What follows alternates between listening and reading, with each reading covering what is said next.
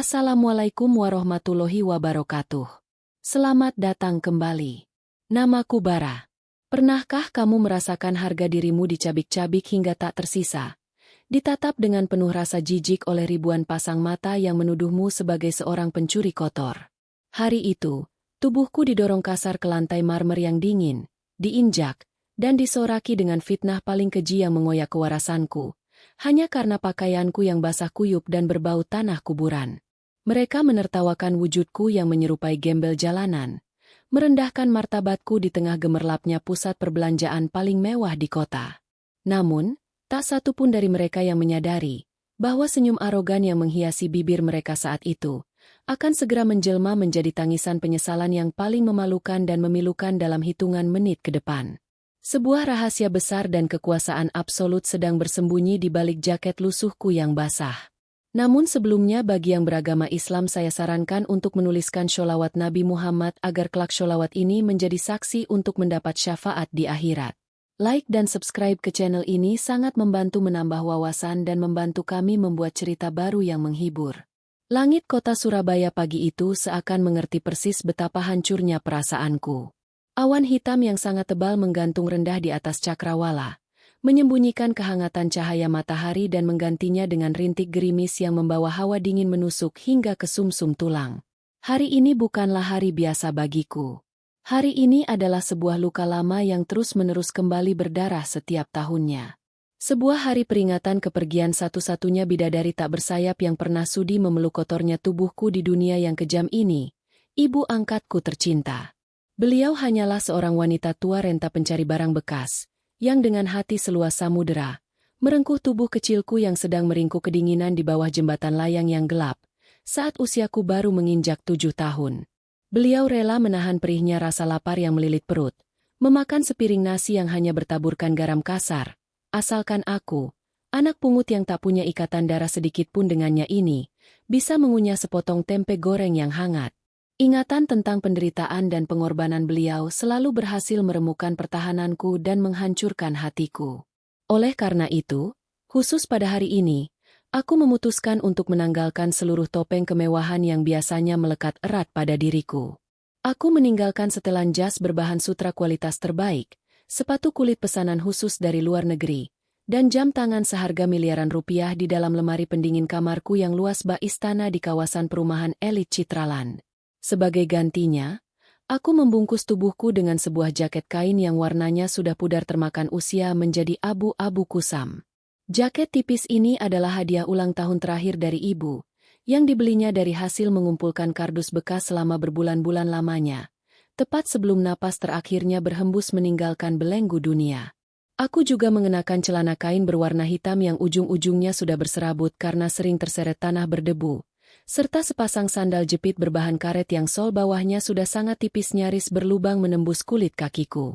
Bagi sebagian orang yang mengenal nama besarku di dunia bisnis, keputusanku ini mungkin akan dinilai sebagai sebuah kegilaan yang sama sekali tak masuk akal. Untuk apa seorang pemimpin tertinggi, seorang direktur utama dari sebuah perusahaan investasi raksasa yang memiliki kendali atas aset triliunan rupiah, sudi berdandan menyerupai seorang gembel dan pengemis jalanan yang menjijikan? Namun, jawabanku di dalam palung hati selalu sama. Aku melakukan semua ini karena aku tidak ingin menjadi manusia yang lupa daratan. Aku tidak ingin gemerlapnya harta dan tingginya tahta mematikan empati di dalam dadaku. Aku ingin terus mengingat bagaimana rasanya dihina, bagaimana perihnya menahan lapar berhari-hari, dan bagaimana dinginnya tidur di malam buta tanpa selimut tebal. Aku ingin membumi, merasakan kembali jejak langkah penuh darah dan keringat yang dulu aku lalui bersama ibu dengan penuh keputusasaan. Dengan mengendarai sebuah sepeda motor bebek tua keluaran tahun 90-an yang sengaja aku rawat dan simpan di garasi belakang rumahku, aku membelah padatnya jalanan kota Surabaya menuju sebuah tempat pemakaman umum yang sunyi di daerah perbatasan kota Gresik. Perjalanan yang memakan waktu cukup lama itu memaksaku menembus terjangan angin pagi yang lembab dan sangat dingin. Sepanjang putaran roda motor tuaku, kenangan demi kenangan pahit nan manis bersama ibu kembali berputar liar di kepalaku, bagaikan sebuah film dokumenter menyayat hati yang menolak keras untuk dihentikan. Aku teringat dengan sangat jelas, bagaimana ibu menangis terseduh-seduh sembari memeluk erat tubuhku yang penuh luka lebam memar, saat aku dipukuli habis-habisan oleh sekelompok pemuda beringas di kampung kumuh kami. Saat itu aku dituduh mencuri buah mangga milik tetangga yang kaya raya. Padahal aku berani bersumpah demi Allah. Aku hanya memungut sebuah mangga busuk yang sudah jatuh tersungkur membusuk di atas tanah berlumpur karena perutku sangat kelaparan meronta-ronta. Ibu memelukku dengan sangat erat. Air mata hangatnya menetes deras membasahi rambutku yang kotor, sambil berbisik dengan suara parau yang bergetar hebat bahwa aku harus selalu menjadi laki-laki yang jujur, sebesar dan sedahsyat apapun badai kemiskinan menghantam dan menyiksa kehidupan kami. Sesampainya aku di pelataran pemakaman umum di kota Gresik, hujan yang sedari tadi ditahan oleh awan mendung akhirnya tumpah ruah dengan derasnya bagai air bah. Tanah merah di sekitar makam ibu berubah menjadi kubangan lumpur yang sangat basah, lengket, dan kotor memuakan. Aku sama sekali tidak mempedulikan celana kainku yang langsung ternoda oleh noda coklat pekat saat aku bersimpuh menjatuhkan lututku yang gemetar di atas tanah pusaranya. Kedua tanganku bergetar sangat hebat saat jemariku mengusap perlahan permukaan batu nisan dingin yang bertuliskan nama wanita paling mulia dalam hidupku itu. Aku menundukkan kepala dalam-dalam, memanjatkan untayan doa-doa panjang yang paling tulus, memohon dengan segenap jiwaku kepada Allah agar ibu diberikan tempat rindah dan bercahaya di sisinya. Air mataku jatuh menderas tak terbendung, menyatu dan larut bersama rintik hujan badai yang semakin lebat mengguyur tubuh rentanku. Alhamdulillah, aku sudah berhasil memenuhi janji suci dan sumpahku padamu, Ibu. Aku menjerit keras di dalam hati, meratapi nisan yang diam membisu. Anak pungut miskin yang dulu sering diludahi dan diinjak-injak harga dirinya oleh banyak orang ini, sekarang sudah berdiri gagah di puncak piramida kesuksesan, bisa membeli apapun kemewahan yang ada di atas dunia ini tanpa perlu lagi menoleh melihat label harganya. Tapi sungguh Ibu, nyatanya semua tumpukan kekayaan dan kekuasaan absolut ini terasa begitu hampa, sunyi, dan kosong melompong tanpa kehadiranmu di sisiku. Tidak ada lagi tangan keriput yang penuh kelembutan mengusap kepalaku saat aku merasa hancur lelah dengan kejamnya persaingan dunia bisnis. Tidak ada lagi senyuman hangat penuh cinta yang menyambut kepulanganku di ambang pintu rumah. Semuanya terasa gelap gulita dan mematikan. Hujan turun semakin beringas tanpa ampun. Seakan-akan alam semesta sedang marah besar dan mengusirku paksa untuk segera angkat kaki dari tempat peristirahatan terakhir ibu. Aku memaksa kedua kakiku yang mati rasa untuk bangkit berdiri tegak, mencoba membersihkan sisa-sisa gumpalan lumpur tanah makam yang menempel tebal di lututku dengan menggunakan tangan kosong. Namun usaha malang itu sia-sia belaka. Gumpalan lumpur basah itu justru semakin parah mengotori telapak tangan, menyelinap masuk merusak sela-sela kuku-kukuku, membuat penampilanku perlahan semakin terlihat menjijikan layaknya pesakitan. Aku merapatkan kerah jaket kusamku yang sudah basah kuyup direndam air hujan, menutupi leherku dari kepungan hawa dingin yang mematikan, lalu berjalan gontai menyeret langkah berat menuju tempat motor tuaku diparkirkan di bawah pohon beringin. Perjalanan pulang membelah badai kembali ke pusat kota Surabaya ternyata terasa jauh lebih berat, menyiksa, dan menghancurkan dari yang aku bayangkan sebelumnya. Seluruh badanku menggigil hebat tak terkendali menahan kedinginan yang menusuk. Gigiku bergemeretak keras menahan suhu tubuh yang terus-menerus menurun drastis mendekati batas wajar. Sementara itu, perutku mulai melilit perih menyayat-nyayat karena memang belum terisi makanan ataupun minuman apapun sejak tadi malam. Namun, rentetan kesialan beruntun sepertinya belum mau beranjak pergi meninggalkan hariku yang suram ini. Di tengah derasnya perjalanan, tepatnya saat aku baru saja memasuki aspal jalan raya utama di daerah pinggiran kota yang sepi, mesin motor tuaku tiba-tiba batuk-batuk dengan keras, mengeluarkan suara logam kasar yang bergesekan, dan kemudian mati total tak bersuara sama sekali di tengah genangan air. Di bawah guyuran hujan lebat yang masih terus turun tanpa henti, aku mencoba menginjak pedal sela motor butut itu berkali-kali dengan sisa tenaga hingga telapak kakiku terasa kebas dan mati rasa. Namun mesin tua itu tetap diam membisu bagaikan bongkahan besi rongsokan tak berguna. Karena tidak ada satupun bengkel kecil di pinggir jalan yang berani membuka pintunya di tengah cuaca seburuk dan segelap ini, aku terpaksa menelan ludah kepahitan dan mendorong beban besi seberat lebih dari 100 kg itu menelusuri trotoar jalan yang basah, kotor, dan sangat licin. 1 kilometer pertama berlalu dengan tetesan peluh dingin yang bercampur baur dengan air hujan kotor. 2 kilometer selanjutnya, napasku mulai terengah-engah putus-putus bagai orang yang tercekik. Memasuki kilometer ketiga yang menyiksa, Telapak kakiku mulai terasa sangat perih, melepuh, dan panas terbakar akibat gesekan kasar terus-menerus dengan tali sandal karet yang permukaannya sudah menipis tajam. Setelah berjuang mati-matian selama hampir 1,5 jam penuh penderitaan mendorong besi mati itu di bawah guyuran hujan badai, pandangan mataku mulai berkunang-kunang kabur menggelap. Aku akhirnya menyerah pada keadaan dan memutuskan untuk menitipkan motor tuaku begitu saja di pelataran halaman depan sebuah warung makan kecil kumuh yang sedang tutup rapat. Aku benar-benar sudah kehabisan seluruh pasokan tenaga di badanku. Dengan langkah kaki yang tertatih-tatih, gemetar, dan terseok-seok menahan rasa sakit luar biasa di telapak kaki yang lecet berdarah, aku melanjutkan perjalanan panjang ini hanya dengan mengandalkan sisa kekuatan kedua kakiku, beringsut mencari tempat yang layak dan hangat untuk sekadar berteduh sejenak dan mengistirahatkan tubuhku yang nyaris hancur berkeping-keping ini. Pakaianku menempel ketat membalut badan karena basah kuyup menyerap air. Terus-menerus meneteskan air keruh kotor di sepanjang trotoar jalan yang aku lewati dengan gontai.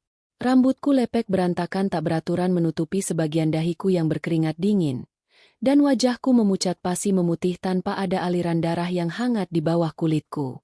Kedua tanganku masih menghitam legam kotor oleh sisa-sisa lumpur tanah makam lengket dan noda pekat oli motor yang sempat aku sentuh saat putus asa mencoba memperbaiki mesin tadi.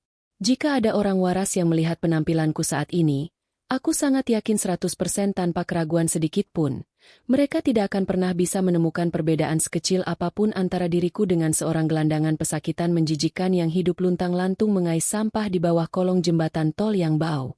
Langkah kakiku yang terus terseret-seret pelan tanpa memiliki arah tujuan yang jelas, pada akhirnya membawaku terdampar tanpa sengaja tepat di pelataran depan sebuah bangunan raksasa yang arsitekturnya sangat megah, menjulang tinggi, dan memukau setiap mata yang memandang. Itu adalah Tunjungan Plaza, salah satu pusat perbelanjaan paling elit, bergengsi, dan mewah yang berdiri angkuh menjadi ikon kesombongan di jantung pusat kota Surabaya. Cahaya lampu kristal raksasa dari dalam gedung super megah itu bersinar sangat terang benderang dan menyilaukan mata, menciptakan sebuah garis kontras yang sangat menyakitkan hati jika disandingkan dengan gelapnya badai sore itu dan penampilanku yang sangat menyedihkan bagaikan kotoran sampah masyarakat yang tak berguna ini. Dari balik dinding kaca tebal yang tembus pandang dan dijaga ketat, aku bisa melihat dengan jelas sebuah pintu otomatis besar yang terus-menerus berdengung terbuka dan tertutup, memberikan jalan lapang bagi orang-orang berharta dari kalangan atas yang berlalu lalang dengan wajah angkuh. Mereka memakai pakaian sutra berkilau dan kain mahal impor yang dijahit dengan sangat rapi tanpa cacat. Wajah-wajah mereka bersih-berseri dan cerah terawat oleh klinik mahal. Tertawa riang gembira lepas sambil menenteng puluhan tas-tas belanjaan bermerek dunia yang harganya mungkin sangat setara dengan biaya makan keluarga seorang buruh pabrik miskin selama setahun penuh tanpa henti. Aku berdiri mematung membeku di luar area pintu masuk utama, menelan ludah dengan sangat susah payah dan menyakitkan. Tenggorokanku terasa sangat kering kerontang, perih mengiris, dan tercekik menyakitkan seperti sedang diisi paksa oleh butiran pasir panas mendidih. Hembusan udara dingin dari badai yang terus berhembus kencang semakin menyiksa dan meremukkan tulang-tulang rusukku dari luar. Pada detik yang menyedihkan itu, aku sungguh berani bersumpah tidak memiliki niat buruk sedikit pun untuk membuat kekacauan memalukan atau mencari masalah yang merugikan siapapun. Keinginanku saat itu sangatlah sederhana, suci, dan remeh-temeh. Aku hanya butuh sebuah tempat kecil yang memiliki aliran air bersih. Aku hanya memohon belas kasihan takdir untuk menumpang melangkah masuk ke bilik toilet umum mereka sebentar saja. Hanya untuk mencuci kedua telapak tanganku yang penuh lumpur kotor dan oli menjijikan ini, membasuh wajahku yang kuyup pucat pasi, lalu berjalan pelan mencari mesin penjual minuman otomatis koin untuk membeli sebotol kecil air mineral murah demi menyelamatkan nyawa tenggorokanku dari kehausan yang perlahan mematikan saraf-sarafku. Aku terdiam kaku untuk waktu yang cukup lama. Ragu-ragu ketakutan sejenak di depan pintu putar raksasa tersebut. Logika warasku berteriak kencang di dalam kepala, memperingatkan dengan keras bahwa penampilanku yang kotor berdebu, bau keringat dan air hujan, serta basah kuyup meneteskan air keruh ini sangat tidak layak, tidak pantas, dan bahkan mungkin diharamkan secara tak tertulis untuk berani-beraninya menginjakan sebelah kaki kotor di atas lantai marmer Italia yang berkilau di dalam tempat sekelas dan semewah Tunjungan Plaza ini. Namun, rasa haus dahsyat yang menyiksa leherku bagai tercekik duri, serta rasa lelah luar biasa yang meremukkan seluruh persendian dan otot-ototku, perlahan-lahan berhasil meredam dan membungkam suara logikaku yang terus memberontak. Sambil menundukkan kepala dalam-dalam untuk menyembunyikan wajah dan menghindari tatapan menghakimi dari orang-orang berpakaian rapi di sekitarku, aku menarik napas panjang yang gemetar, mengumpulkan dan memeras sisa-sisa keberanian terakhir yang masih aku miliki di dasar jiwa. Perlahan namun pasti, dengan detak jantung yang berpacu liar memukul-mukul dinding dada, aku memberanikan diri melangkahkan telapak kaki kananku, yang masih dibalut oleh sandal jepit kusam peninggalan masa kemiskinanku yang kelam, melewati garis batas pintu kaca utama yang megah dan dijaga ketat itu. Seketika itu juga pada detik yang sama, hembusan angin buatan dari mesin pendingin ruangan berskala raksasa langsung menyapu keras wajah pucatku, membawa serta semerbak aroma parfum mahal luar negeri yang seketika membuatku merasa sangat kerdil, hina dina, dan semakin terasingkan dari duniaku sendiri. Aku tidak pernah tahu, sama sekali tidak pernah menyangka dalam mimpi terburukku sekalipun, bahwa keputusan kecilku yang terdesak oleh rasa haus untuk melangkah masuk ke dalam gedung mewah penuh kesombongan ini, akan menjadi titik awal dari sebuah tragedi menyakitkan yang akan menguji seluruh batas kesabaranku sebagai seorang manusia, serta menjadi panggung utama untuk membongkar sebuah rahasia besar yang akan menghancurkan keangkuhan orang-orang yang menatapku dengan tatapan jijik. Langkah kakiku yang basah dan meninggalkan jejak kotor di atas lantai marmer Italia yang mengkilap itu terasa sangat berat, seolah-olah ada beban bertonton yang mengikat kedua pergelangan kakiku. Udara dingin dari pendingin ruangan sentral Tunjungan Plaza di kota pahlawan ini langsung menusuk menembus pori-pori kulitku, membekukan aliran darahku yang memang sudah mengalir lambat akibat kedinginan yang teramat sangat. Aku menundukkan kepalaku dalam-dalam, menyembunyikan wajahku yang pucat pasi di balik rah jaket kusamku yang basah kuyup. Ekor mataku bisa menangkap tatapan-tatapan tajam yang penuh dengan rasa jijik dan kecurigaan dari para pengunjung elit yang berlalu lalang di sekitarku. Mereka melangkah menjauh, memberikan jarak yang sangat lebar seakan-akan aku adalah sebuah wabah penyakit mematikan yang sangat menular dan menjijikan. Dengan sisa-sisa tenaga dan pandangan yang mulai berkunang-kunang, aku menyeret kakiku menuju lorong panjang yang mengarah ke toilet umum di lantai dasar. Mataku nanar mencari papan petunjuk arah, sementara perutku terus berbunyi nyaring menyuarakan rasa lapar yang menyiksa. Sesampainya aku di depan pintu toilet pria, aku tertegun sejenak. Bahkan untuk sebuah ruangan pembuangan kotoran sekalipun, tempat ini dirancang dengan kemewahan yang tak masuk akal. Dindingnya dilapisi batu granit mahal berwarna hitam pekat. Wastafelnya terbuat dari keramik putih bersih tanpa noda sedikit pun, dan aroma wewangian aromaterapi semerbak memenuhi seluruh penjuru ruangan, mengalahkan bau parfum termurah yang dulu sering aku beli saat masih hidup miskin di pinggiran kota Kediri.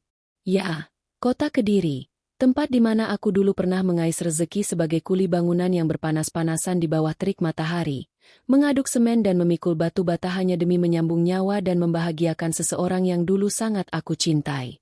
Aku melangkah masuk dengan sangat hati-hati, takut jika sandal jepit basahku akan merusak keindahan lantai ruangan ini. Berdiri di depan cermin raksasa yang membentang di atas deretan wastafel, aku menatap pantulan bayanganku sendiri. Sangat menyedihkan. Benar-benar hancur dan menyedihkan. Rambutku lepek berantakan menempel di dahi, wajahku kuyu tanpa rona kehidupan, bibirku membiru karena menahan dingin, dan pakaianku kotor dipenuhi bercak lumpur tanah makam serta noda oli mesin yang hitam legam. Aku menghidupkan keran air otomatis yang mengeluarkan pancaran air hangat.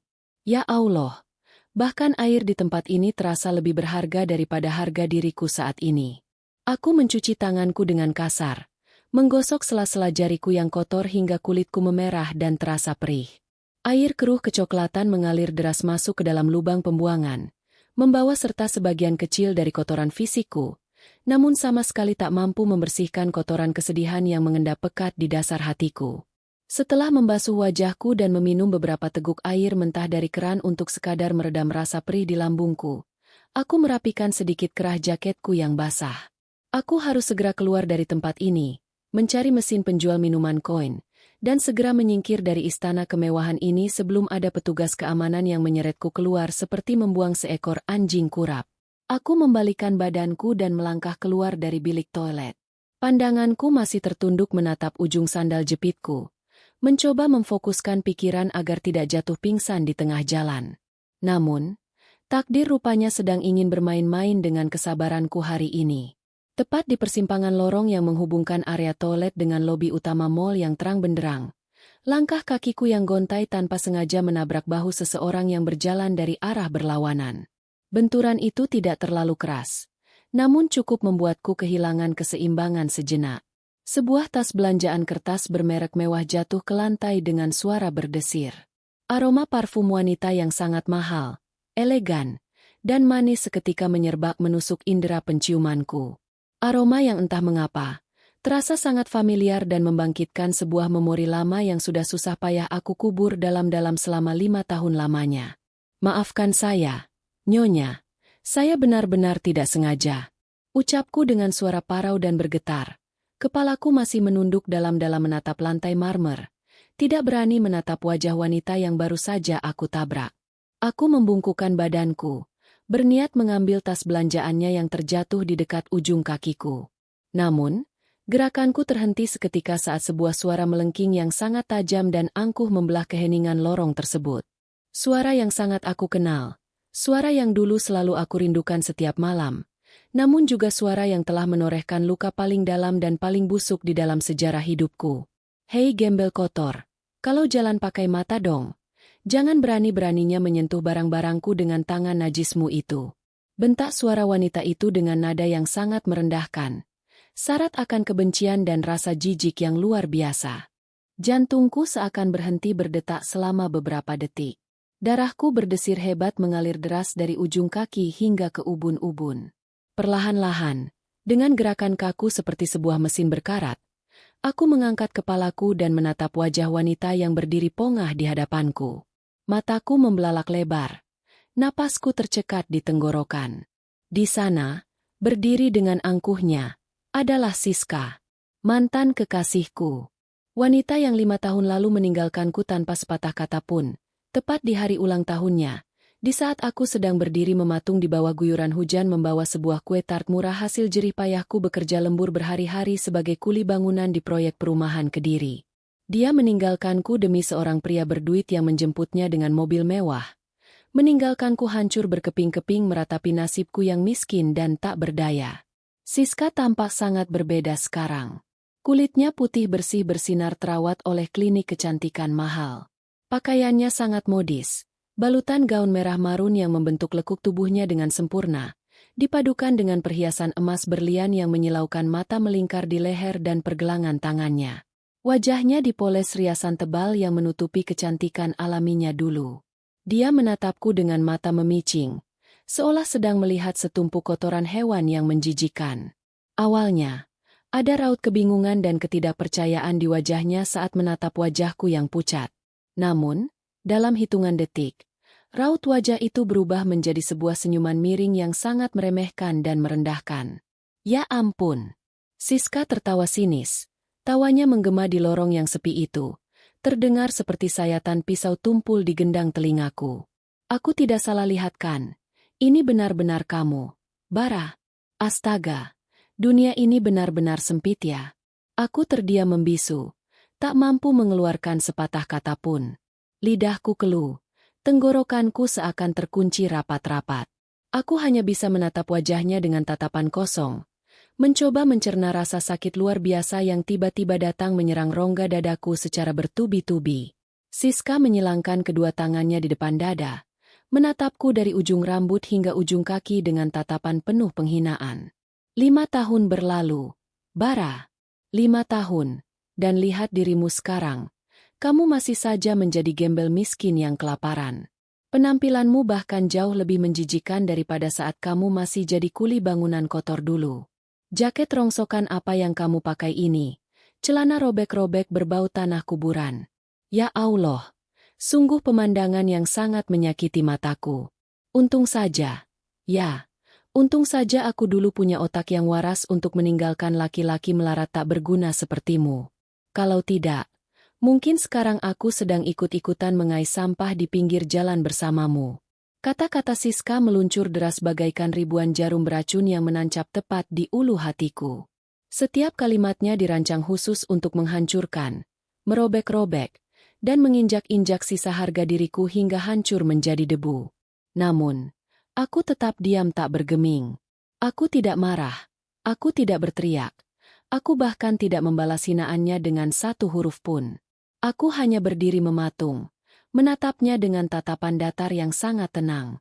Di dalam kepalaku, badai emosi sedang mengamuk hebat menghancurkan segalanya. Namun di permukaan wajahku, aku menampilkan sebuah ketenangan yang mematikan. Sayang, ada apa ini? Kenapa kamu berbicara dengan tumpukan sampah kotor ini? Sebuah suara bariton yang berat dan arogan memotong hinaan Siska. Seorang pria tinggi besar, berkulit cerah dengan gaya rambut yang disisir rapi klimis ke belakang, muncul dari arah lobi dan segera merangkul pinggang ramping Siska dengan posesif. Pria itu mengenakan kemeja sutra bermotif yang kancing atasnya sengaja dibuka, memperlihatkan kalung emas tebal yang melingkar di lehernya. Di pergelangan tangan kirinya, bertengger sebuah jam tangan Rolex keluaran terbaru yang memantulkan cahaya lampu dengan sangat menyilaukan. Sepatu kulitnya yang mengkilap tanpa noda bergesekan dengan lantai marmer, menciptakan suara langkah kaki yang angkuh dan mendominasi. Namanya adalah Reno, pria kaya raya yang selalu dibangga-banggakan oleh Siska di masa lalu. Reno menatapku dengan ekspresi wajah yang sangat berlebihan, seolah-olah dia baru saja melihat seekor kecoa raksasa yang merayap di atas meja makan mewahnya. Dia segera menarik Siska mundur beberapa langkah, menutupi hidungnya dengan sapu tangan sutra yang diambil dari saku kemejanya, dan mengibaskan tangannya di udara seolah sedang mengusir lalat bangkai yang sangat bau. Astaga Siska sayang, jauhan sedikit dari dia. Bau badannya sangat menyengat hidungku. Bau keringat, bau lumpur, bau tanah basah. Benar-benar perpaduan bau kemiskinan yang sangat membuatku mual ingin muntah. Pria bernama Reno itu mencibir dengan suara lantang yang sengaja dikeraskan agar orang-orang yang mulai berkumpul di kejauhan bisa mendengarnya. Satpam keamanan di mal ini kerjanya apa sih? Bagaimana bisa mereka kebobolan membiarkan seorang pengemis, gembel jalanan, atau mungkin pencuri kotor seperti ini masuk berkeliaran di area bebas kelas atas? Ini sangat mengganggu kenyamanan pengunjung super sepertiku. Aku harus memanggil manajer tempat ini untuk segera mengusir hama ini. Siska tertawa manja, menyandarkan kepalanya di bahu Reno sambil terus menatapku dengan senyuman kemenangan yang memuakan. Biarkan saja sayang, dia ini cuma masa laluku yang gelap dan memalukan. Namanya Bara, laki-laki miskin yang dulu mengemis-ngemis cintaku. Lihat saja tampangnya sekarang, sangat menyedihkan bukan? Biarkan saja dia meratapi nasibnya yang sial itu. Di tengah hujan hinaan, cacian, dan tatapan merendahkan dari Siska dan pria arogannya itu, aku memilih untuk tetap membisu. Diam 1000 bahasa. Rahangku mengeras kuat menahan gejolak amarah yang mendidih di dalam darahku. Namun kedua mataku sama sekali tidak memancarkan sorot kebencian yang mereka harapkan. Aku tidak melawan bukan karena aku merasa lemah. Aku tidak membalas ucapan mereka bukan karena aku membenarkan hinaan murahan itu. Aku memilih untuk diam saja, karena aku sadar betul bahwa melayani perdebatan tak berujung dengan manusia-manusia dangkal yang hati dan pikirannya sudah dibutakan oleh gemerlapnya harta duniawi adalah sebuah tindakan yang sangat sia-sia dan hanya akan membuang-buang waktuku yang berharga. Bagiku, diamnya diriku saat ini adalah sebuah bentuk perlawanan tertinggi. Aku menatap lurus ke dalam mata Siska, dan untuk pertama kalinya setelah 5 tahun berlalu, aku tidak lagi melihat sosok wanita cantik yang dulu sangat aku puja dan aku cintai sepenuh hati. Yang aku lihat berdiri di hadapanku saat ini hanyalah sebuah cangkang kosong yang berbalut barang-barang mewah, sebuah jiwa yang sangat miskin dan menyedihkan, yang merasa dirinya besar dan hebat hanya dengan cara menginjak-injak dan merendahkan orang lain yang terlihat lemah di matanya. Aku merasa kasihan padanya. Sungguh sangat kasihan melihat betapa sempitnya dunia yang dia tinggali. Tanpa mengucapkan sepatah kata pun, tanpa memberikan respon apapun terhadap tawa sumbang mereka yang menyakitkan telinga, aku perlahan-lahan menundukkan kepalaku dengan sangat tenang. Aku mengambil tas belanjaan milik Siska yang masih tergeletak di lantai, meletakkannya dengan hati-hati di dekat kaki Reno yang memakai sepatu kulit mahal, lalu perlahan-lahan melangkah mundur menjauh dari mereka. Aku membalikan badanku, berniat untuk segera melangkahkan kaki pergi meninggalkan lorong neraka ini, membawa serta harga diriku yang terluka dalam diam. Aku tidak ingin mencari ribut. Aku hanya ingin ketenangan. Aku hanya ingin pulang dan mengistirahatkan tubuhku yang lelah. Namun, Langkah pertamaku yang berat belum juga sempat menapak sempurna di atas lantai marmer, ketika tiba-tiba sebuah suara teriakan keras yang sangat melengking, panik, dan dipenuhi oleh amarah yang meledak-ledak, menggema membelah keheningan penjuru Tunjungan Plaza. Teriakan yang akan segera mengubah jalan hidupku dan jalan hidup mereka dalam hitungan detik. Teriakan yang akan menjadi awal dari badai kehancuran paling memalukan yang pernah mereka rasakan seumur hidup mereka. Oh, berhenti di sana kau gembel kotor. Jam tangan Rolexku hilang. Pasti maling miskin ini yang mencurinya saat dia menabrak dan bersentuhan denganku tadi. Tangkap dia. Jangan biarkan maling itu kabur. Langkahku terhenti seketika. Tubuhku membeku kaku bagaikan patung es. Badai yang sesungguhnya baru saja akan dimulai. Langkahku terhenti seketika. Tubuhku membeku kaku bagaikan seonggok patung es yang kehilangan nyawa. Teriakan lantang pria bernama Reno itu menggema dengan sangat keras, memantul-mantul dari dinding ke dinding, menyayat keheningan lorong panjang Tunjungan Plaza bagaikan sebilah pedang berkarat yang mengoyak ketenangan malam. Darah di dalam nadiku serasa berhenti mengalir untuk sejenak. Aku mematung di tempatku berdiri, mencoba mencerna rentetan kalimat yang baru saja dimuntahkan dari mulut berbau busuk kesombongan itu. Jam tangan Rolex hilang. Dan dia menuduhku. Dia menunjukku tepat di depan wajah semua orang sebagai seorang pencuri kotor. Ya Allah, cobaan macam apa lagi yang sedang engkau timpakan ke atas kedua bahuku yang sudah sangat rapuh ini?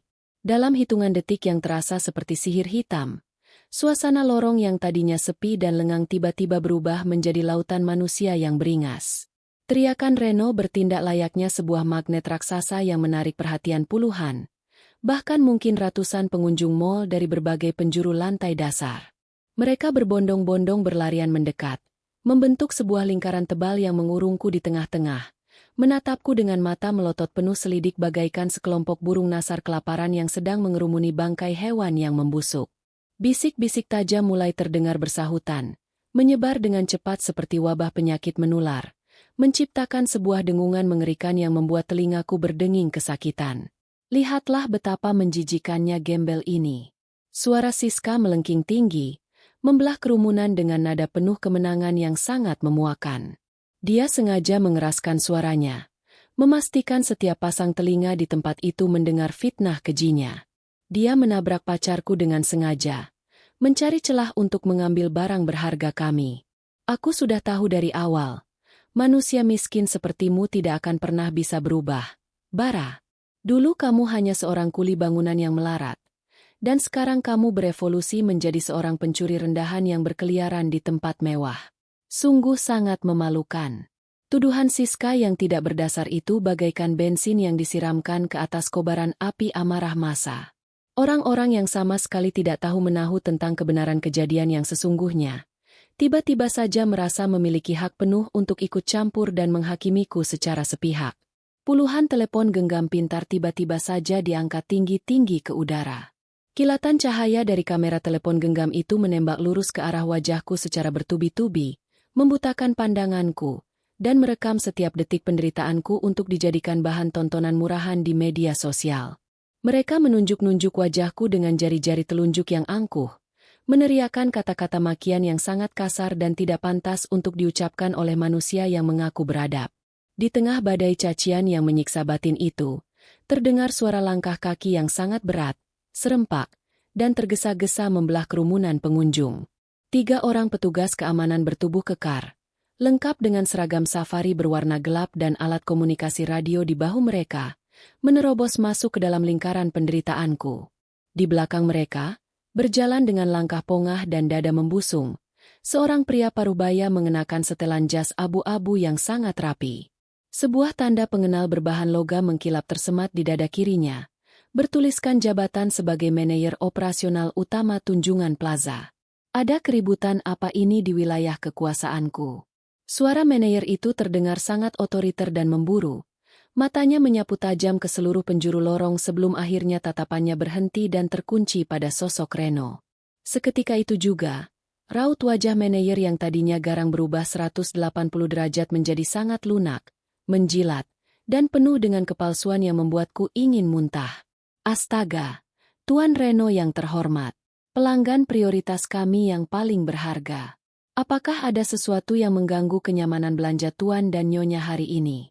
Reno membusungkan dadanya semakin tinggi, merasa sangat berada di atas angin karena mendapat perlakuan istimewa dari sang penguasa wilayah. Manajer, keamanan tempatku ini benar-benar bobrok dan tidak berguna. Teriak Reno dengan wajah memerah karena amarah yang dibuat-buat. Bagaimana bisa kalian membiarkan seonggok sampah masyarakat? Seorang gembel kotor dan bau ini masuk berkeliaran di lantai dasar. Gembel ini baru saja menabrakku. Dan sekarang jam tangan Rolex edisi terbatas milikku senilai ratusan juta rupiah telah lenyap dari pergelangan tanganku. Aku pastikan, 100% aku yakin, maling kotor ini yang telah menyembunyikannya di balik baju rongsokannya itu. Geledah dia sekarang juga. Atau aku akan menuntut manajemen mall ini sampai bangkrut. Tanpa perlu repot-repot menanyakan kronologi kejadian dari sudut pandangku, tanpa sudi memberikan ruang barang sedetik pun bagiku untuk membuka mulut dan membela diri, manajer mall itu langsung menelan mentah-mentah kebohongan Reno. Dia menoleh ke arahku dengan tatapan mata yang penuh dengan kilatan kebencian dan rasa jijik yang luar biasa lebat. Wajahnya mengeras. Urat-urat di lehernya menonjol keluar menahan amarah. Tunggu apa lagi kalian? Bentak manajer itu kepada ketiga petugas keamanan yang berdiri kaku di belakangnya. Tangkap gembel maling ini. Jangan biarkan dia melawan apalagi melarikan diri dari tempat ini. Cengkeram dia kuat-kuat. Seketika itu juga, bagaikan anjing pemburu yang mendapat perintah langsung dari majikannya, kedua petugas keamanan bertubuh raksasa itu menerjang maju ke arahku dengan brutal. Tangan-tangan kasar mereka yang berotot besar langsung mencengkeram erat kerah jaket kusamku yang masih basah kuyup dengan sangat biadab. Tenaga mereka terlalu besar untuk bisa aku lawan dengan kondisi tubuhku yang sedang kelaparan dan menggigil kedinginan. Tanpa memberikan aba-aba, salah satu dari mereka mendorong dadaku dengan sekuat tenaga menggunakan kedua belah tangannya. Tubuhku terpelanting ke belakang dengan keras. Keseimbanganku hilang seketika. Aku melayang di udara selama sepersekian detik sebelum akhirnya punggung dan bahuku menghantam lantai marmer yang keras dan sangat dingin itu dengan suara dentuman yang memilukan. Rasa sakit yang luar biasa tajam langsung menjalar merambat dari tulang ekorku, menyengat hingga ke pangkal leher, membuat napasku terputus paksa dari paru-paru. Kepalaku nyaris saja membentur sudut pot tanaman hias berbahan keramik yang tajam, hanya berjarak beberapa sentimeter saja dari pelipisku yang berdenyut hebat. Namun, rasa sakit secara fisik yang menghancurkan tulang rusukku saat itu sama sekali tidak ada artinya jika dibandingkan dengan rasa sakit dan perih yang mengoyak-ngoyak di dalam dadaku. Saat tubuhku terhempas menghantam lantai dengan keras, sebuah tas kresek plastik berwarna hitam tipis yang sejak tadi aku genggam erat-erat di tangan kiriku, terlepas dan jatuh berserakan. Tas kresek itu sobek, menumpahkan isinya tepat di atas genangan air kotor yang menetes dari pakaian basahku. Isinya bukanlah perhiasan, bukanlah uang curian, dan apalagi sebuah jam tangan Rolex yang sangat mahal. Benda yang jatuh bergulingan ke lantai dingin itu hanyalah sebuah buku Yasin kecil dan buku kumpulan doa-doa pendek yang sampulnya sudah mulai kusam termakan usia. Buku suci yang baru saja aku gunakan untuk mendoakan almarhumah ibu angkatku di bawah guyuran hujan lebat di pemakaman berjam-jam yang lalu. Mataku terbelalak lebar menatap nanar buku doa itu yang kini permukaannya terciprat noda kotoran dari sepatuku sendiri. Jantungku serasa ditusuk oleh ribuan jarum beracun yang sangat mematikan. Ibuku, wanita suci yang selalu mengajarkanku untuk menjaga kehormatan dan kejujuran lebih dari nyawaku sendiri, kini harus menyaksikan dari alam sana bagaimana doa-doa untuknya dinodai dan diinjak-injak di tengah fitnah paling keji yang menghancurkan martabat anak yang dibesarkannya dengan penuh kasih sayang. Air mata panas yang sedari tadi aku tahan sekuat tenaga, akhirnya perlahan-lahan mulai menggenang di pelupuk mataku, bukan karena aku cengeng menahan sakitnya pukulan fisik, melainkan karena rasa hancur yang tak tertahankan melihat buku suci itu tergeletak hina di lantai marmer. Lihat itu. Siska menunjuk buku doa yang berserakan di lantai dengan tawa yang semakin melengking tinggi. Suaranya terdengar seperti bisikan iblis yang menggoda keimanan. Dia sengaja membawa-bawa buku agama untuk menutupi kebusukannya. Benar-benar maling kelas 3 yang pandai bersandiwara. Dasar miskin tidak tahu diri. Sudah miskin harta, berniat mencuri, dan sekarang menjual agama demi mendapat belas kasihan. Sangat menjijikan.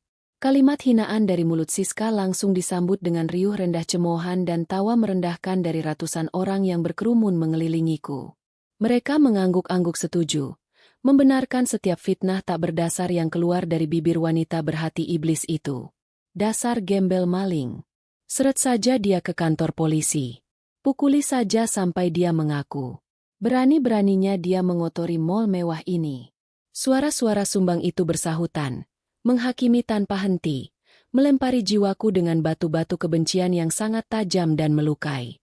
Kamera telepon genggam mereka semakin mendekat ke arah wajahku, merekam ekspresi penderitaanku dengan sangat puas dan tanpa belas kasihan sedikitpun. Di tengah cacian ratusan manusia yang kehilangan akal sehatnya, di bawah sorotan lampu kamera yang menyilaukan mata, dan di atas dinginnya lantai marmer yang menguras kehangatan tubuhku, aku memilih untuk tetap mempertahankan satu hal yang paling membuat mereka bingung dan ketakutan. Aku tetap diam. Aku sama sekali tidak membuka mulutku untuk berteriak meminta tolong. Aku tidak menangis meraung-raung memohon ampunan atau belas kasihan dari orang-orang yang hatinya telah membatu itu.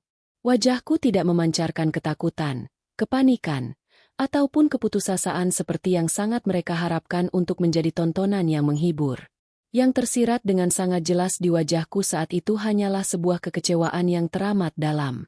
Kekecewaan yang luar biasa besar melihat bagaimana manusia-manusia modern yang berpakaian rapi, berpendidikan tinggi, dan mengaku memiliki agama, bisa dengan sangat mudah bertindak layaknya segerombolan binatang buas yang merobek-robek martabat manusia lain hanya karena melihat penampilan luar yang terbungkus oleh kemiskinan. Aku menatap mereka satu persatu dengan tatapan datar yang sangat dingin, merekam setiap wajah angkuh yang ikut menertawakan penderitaanku, memastikan aku tidak akan pernah melupakan satupun dari mereka.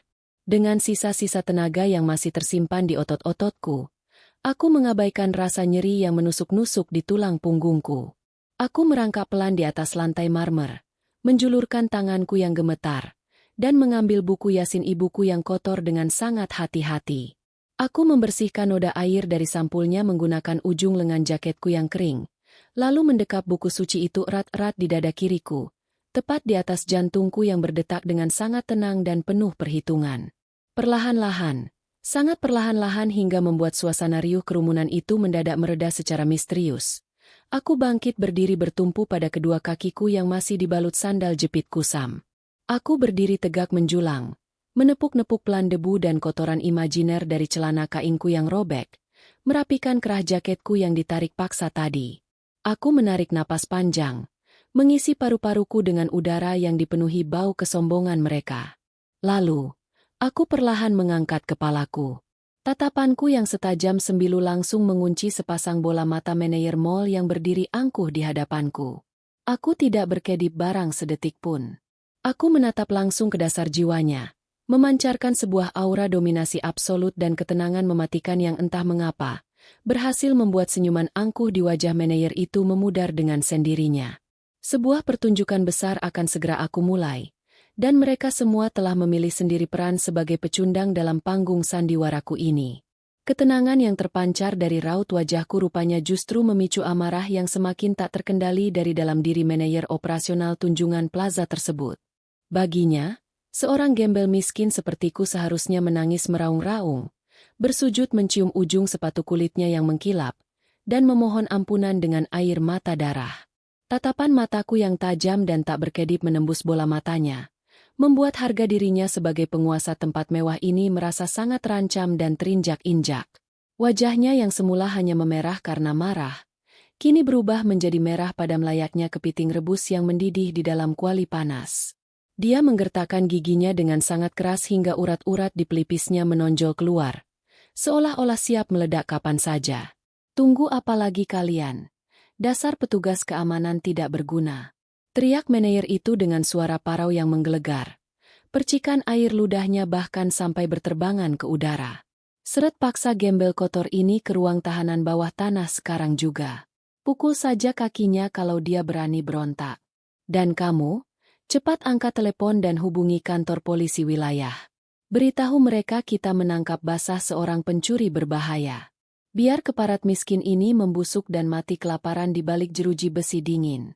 Berani-beraninya dia mengotori lantai suciku dengan kaki najisnya itu. Kedua petugas keamanan bertubuh raksasa yang sedari tadi berdiri di sisiku kembali mencengkeram kedua lenganku dengan tenaga yang jauh lebih brutal dari sebelumnya. Kuku-kuku kasar mereka menancap kuat menembus kain jaketku yang basah, menekan daging dan otot lenganku hingga aku nyaris meringis menahan rasa ngilu yang meremukkan tulang. Namun, aku kembali menelan ludah kepahitan itu bulat-bulat. Aku menahan sekuat tenaga agar tidak ada satupun erangan kesakitan yang lolos dari bibirku. Aku membiarkan mereka menarik dan menyeret tubuhku beberapa langkah ke belakang, membiarkan ujung sandal jepitku bergesekan kasar dengan lantai marmer yang licin. Melihat adegan penyiksaan fisik yang terjadi tepat di depan mata kepalanya itu, Siska tidak bisa menyembunyikan rasa puas yang luar biasa di dalam hatinya. Dia tertawa lepas. Tawanya melengking tinggi menembus gendang telingaku bagaikan suara sayatan pisau berkarat di atas lembaran kaca.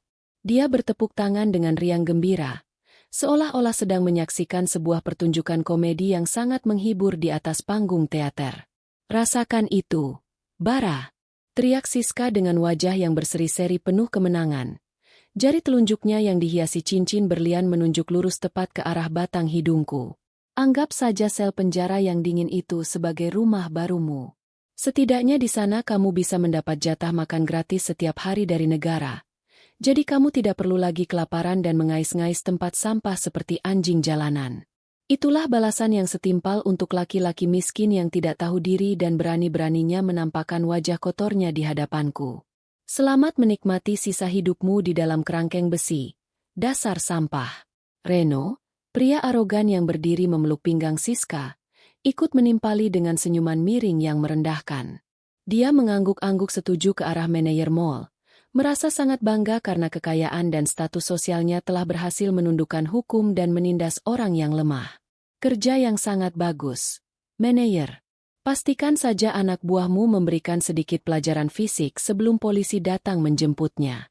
Orang-orang miskin seperti dia ini otaknya sudah tumpul, tidak akan pernah mengerti bahasa manusia beradab kalau tubuhnya belum babak belur. Biarkan ini menjadi peringatan keras bagi gembel-gembel lain di luar sana, agar tidak berani bermimpi menginjakan kaki kotor mereka di tempat elit seperti ini." Ratusan pasang mata yang mengelilingiku semakin beringas.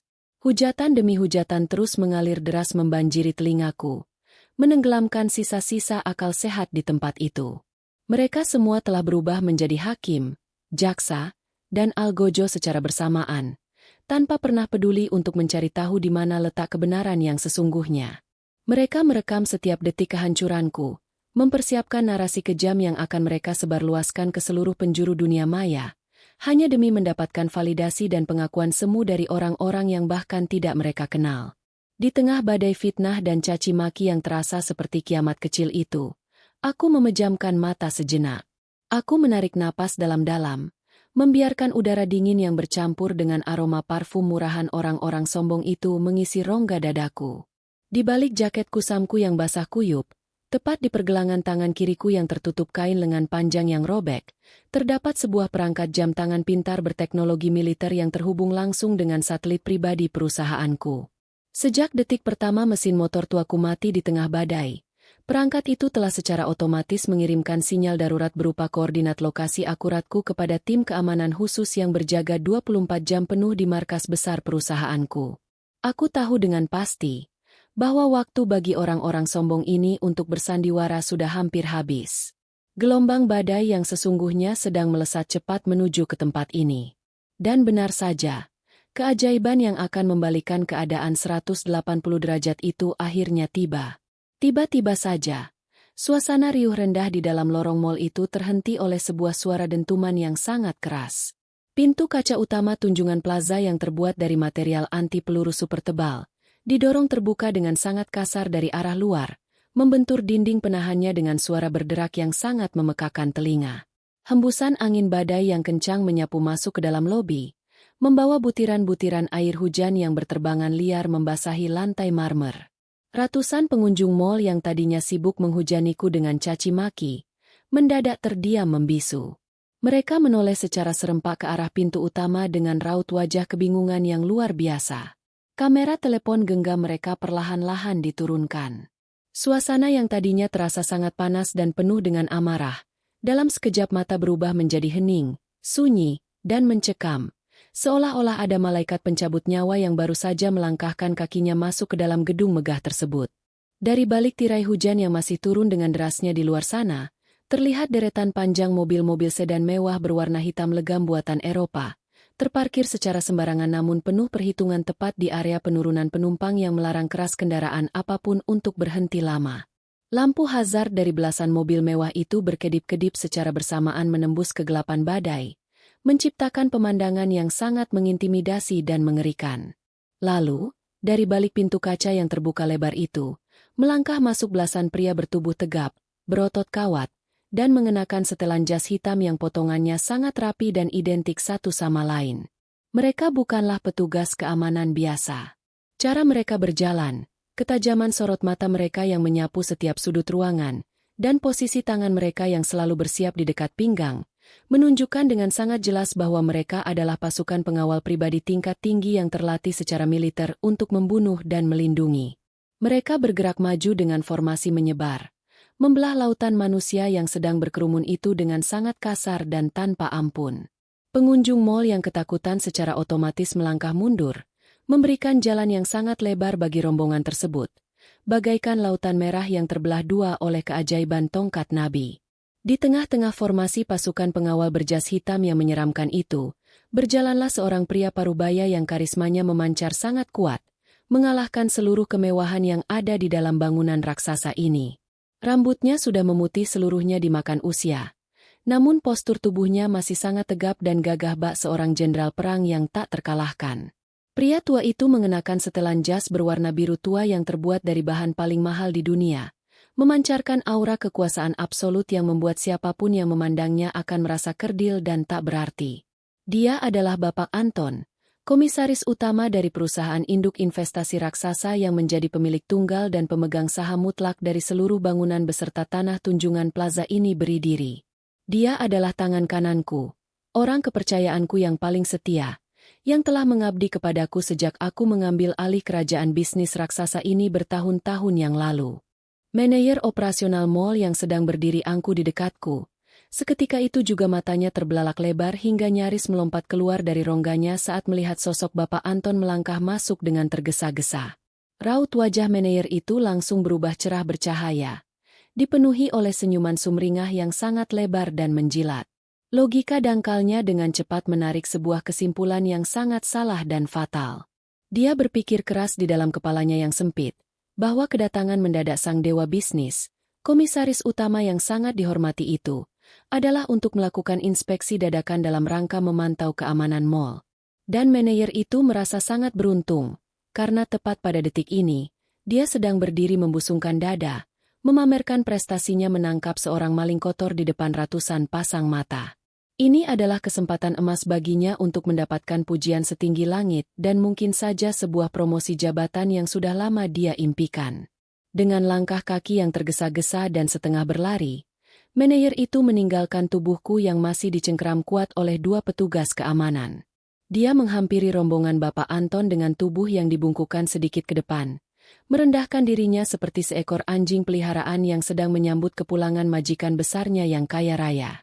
Senyuman lebar terus mengembang di wajahnya yang berminyak, sama sekali tidak menyadari bahwa awan hitam kehancuran sedang berkumpul tepat di atas ubun-ubunnya. "Selamat siang, Bapak Anton yang terhormat." Suara manajer itu terdengar sangat melengking, bergetar karena kegirangan yang luar biasa, berusaha keras untuk menyaingi keheningan pengunjung mal. Suatu kehormatan yang luar biasa tak terhingga Bapak sudi berkunjung langsung ke tempat kami di tengah badai yang mengerikan ini. Bapak tidak perlu khawatir sedikitpun mengenai keamanan inspeksi hari ini. Kami, seluruh staf operasional di bawah pimpinan saya, baru saja berhasil menumpas sebuah kejahatan. Kami berhasil menangkap basah seorang maling kotor berwujud gembel jalanan yang berani-beraninya menyusup masuk dan mencuri barang berharga milik tamu penting kami. Bapak bisa melihat sendiri hasilnya di sana. Situasinya sudah sangat terkendali. Sambil terus mengoceh membanggakan kebodohannya sendiri, manajer itu mengangkat tangan kanannya tinggi-tinggi. Dengan sangat percaya diri, dengan senyuman pongah yang belum pudar dari bibirnya, dia menudingkan jari telunjuknya lurus-lurus ke arahku, ke arah tubuhku yang masih dibalut jaket kusam basah, ke arah wajahku yang pucat pasi namun menatap tajam ke arah rombongan tersebut. Langkah kaki Bapak Anton yang sedari tadi terburu-buru membelah kerumunan, mendadak berhenti total. Berhenti seketika bagaikan sebuah mesin kereta api bertenaga besar yang menabrak dinding baja tebal. Seluruh rombongan pengawal berjas hitam di belakangnya ikut berhenti serempak, menciptakan keheningan yang semakin mencekam dan mematikan. Waktu di dalam lorong Tunjungan Plaza itu terasa berhenti berdetak sama sekali. Tidak ada yang berani bersuara. Bahkan untuk sekadar menarik napas panjang pun rasanya terlalu menakutkan. Bapak Anton perlahan-lahan memalingkan wajah tuanya yang penuh wibawa, mengikuti arah telunjuk jari manajer mal yang congkak tersebut. Sorot matanya yang tajam bagai burung elang pemangsa, menembus jarak puluhan meter di antara kami, dan akhirnya terkunci tepat pada sosok tubuhku yang menyedihkan. Pria tua itu menatap penampilanku dari ujung kaki yang beralaskan sandal jepit tipis berlumur lumpur kotor, naik ke celana kain yang robek berserabut di bagian bawahnya, melintasi jaket kusam yang basah kuyup meneteskan air keruh kecoklatan ke atas lantai marmer, hingga akhirnya pandangan pria tua itu terpaku pada wajahku, pada sepasang bola mataku yang menatapnya dengan penuh ketenangan namun menyiratkan sebuah perintah mutlak yang tak terbantahkan.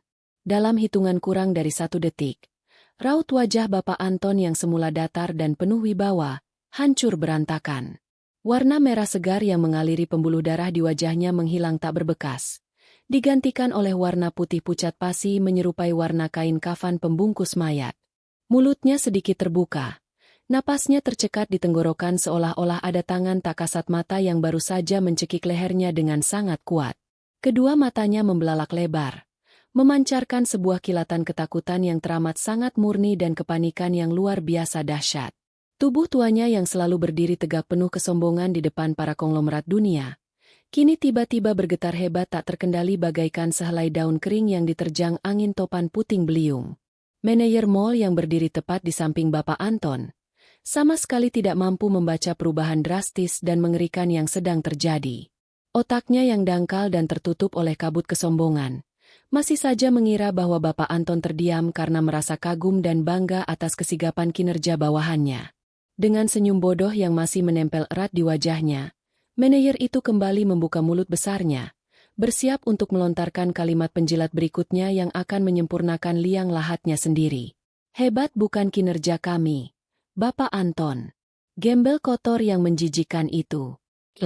Sebuah suara tamparan yang luar biasa keras, sangat nyaring, dan memekakan telinga, meledak membelah keheningan total yang menyelimuti lorong panjang mal tersebut. Suara tamparan itu bergema berulang kali, memantul dari dinding batu granit mahal, menyusuri pilar-pilar penyangga gedung, dan menghantam tepat di jantung setiap orang yang berdiri menyaksikannya. Ratusan pengunjung terkesiap secara bersamaan. Siska memekik tertahan sambil menutup mulutnya dengan kedua tangan, dan mata Reno melotot tak percaya seolah-olah dia baru saja melihat bumi terbelah dua di depan kakinya. Manajer operasional mal yang malang itu sama sekali tidak sempat menyelesaikan kalimat sombongnya. Kepalanya terhempas dengan sangat keras ke arah samping, terpelanting akibat tenaga luar biasa besar yang disalurkan melalui telapak tangan kanan Bapak Anton yang mengayun bebas menghantam rahangnya. Tubuh manajer itu terhuyung kehilangan keseimbangan, kakinya tersandung karpet, dan akhirnya dia jatuh terjerembab membentur lantai marmer dengan sangat memalukan. Darah segar berwarna merah pekat langsung merembes keluar menetes dari sudut bibirnya yang pecah robek, akibat benturan keras dengan cincin emas tebal yang melingkar di jari Bapak Anton. Dia memegangi pipinya yang membengkak merah dengan tangan bergetar, menatap atasannya itu dengan pandangan kosong, kebingungan, dan rasa takut yang membekukan aliran darahnya. Dia tidak mengerti. Dia sama sekali tidak bisa mencerna mengapa sang komisaris utama yang sangat dia hormati tiba-tiba saja mengamuk dan menghancurkan wajahnya di depan umum. Namun, Bapak Anton sama sekali tidak mempedulikan tubuh manajer yang mengerang kesakitan di bawah kakinya itu. Dia bahkan tidak sudi meliriknya sedetik pun. Pria tua yang sangat berkuasa itu dengan napas terengah-engah bagai orang yang dikejar hantu mematikan, berlari menerobos kerumunan manusia yang mematung. Ya, seorang triliuner tua yang biasa berjalan santai penuh wibawa, kini berlari terbirit-birit dengan wajah penuh keringat dingin dan ketakutan yang mematikan menuju ke arahku. Kedua petugas keamanan bertubuh raksasa yang sedari tadi mencengkeram erat lenganku, langsung melepaskan cengkeraman mereka seketika bagaikan tersengat aliran listrik bertegangan tinggi. Mereka melangkah mundur dengan teratur. Wajah mereka memucat ketakutan melihat kedatangan atasan tertinggi dari seluruh perusahaan ini yang berlari ke arah mereka dengan amarah yang meluap-luap. Bapak Anton tiba tepat di depanku. Dia berhenti melangkah. Napasnya memburu tak beraturan. Dan kemudian, sebuah pemandangan yang akan terus terukir abadi di dalam ingatan setiap manusia yang berada di tempat itu pun terjadi. Pemandangan yang menghancurkan seluruh logika, meremukkan seluruh keangkuhan, dan membalikan tatanan dunia dalam sekejap mata. Pria tua yang memegang kendali atas ribuan karyawan dan triliunan aset perusahaan itu, tiba-tiba saja menekuk lututnya, merendahkan postur tubuhnya, dan membungkukkan badannya ke depan dengan sangat dalam. Sebuah penghormatan membungkuk 90 derajat yang sangat sempurna. Sebuah gestur ketundukan dan kepatuhan paling tinggi yang hanya diberikan kepada seorang raja yang berkuasa mutlak. Bahu kokoh pria tua itu bergetar hebat naik turun menahan isak tangis yang mulai pecah. Air mata penyesalan dan ketakutan mengalir deras membasahi pipi keriputnya. Menetes jatuh mengenai ujung sepatu mahalnya. "Maafkan saya." Suara Bapak Anton bergetar hebat, serak, dan penuh dengan keputusasaan yang menyayat hati, menggema memecah kesunyian mutlak yang menyandera ratusan orang di tempat itu. "Maafkan kelalaian hambamu ini, Tuan Direktur Utama. Tuan Bara. Hamba memohon ampunan sebesar-besarnya atas keterlambatan pasukan keamanan khusus kami dalam melacak koordinat dan menjemput Tuan di tengah badai ini. Dan hamba memohon ampunan nyawa atas perlakuan keji, biadab, dan sangat tidak pantas yang berani dilakukan oleh para bawahan bodoh hamba di tempat ini terhadap diri Tuan yang sangat mulia." Bom! Ledakan raksasa yang tak kasat mata seolah-olah baru saja meluluh lantakkan seluruh bangunan Tunjungan Plaza. Kalimat yang meluncur keluar dari bibir bergetar sang komisaris utama itu menghancurkan segalanya. Menghancurkan fitnah, menghancurkan tawa ejekan, dan menghancurkan kesombongan orang-orang yang telah menghina martabatku.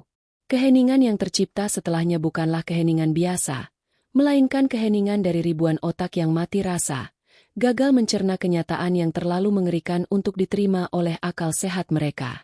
Ponsel-ponsel pintar mahal yang sedari tadi digenggam erat untuk merekam penderitaanku, kini terlepas dari jari-jari yang melemas tanpa tenaga, berjatuhan menghantam kerasnya lantai marmer hingga layar kacanya pecah berkeping-keping berserakan. Namun tak ada satupun dari mereka yang peduli dengan barang mewah mereka yang hancur, karena fokus utama mereka kini tersita sepenuhnya pada pemandangan yang sangat tidak masuk akal di depan mata mereka.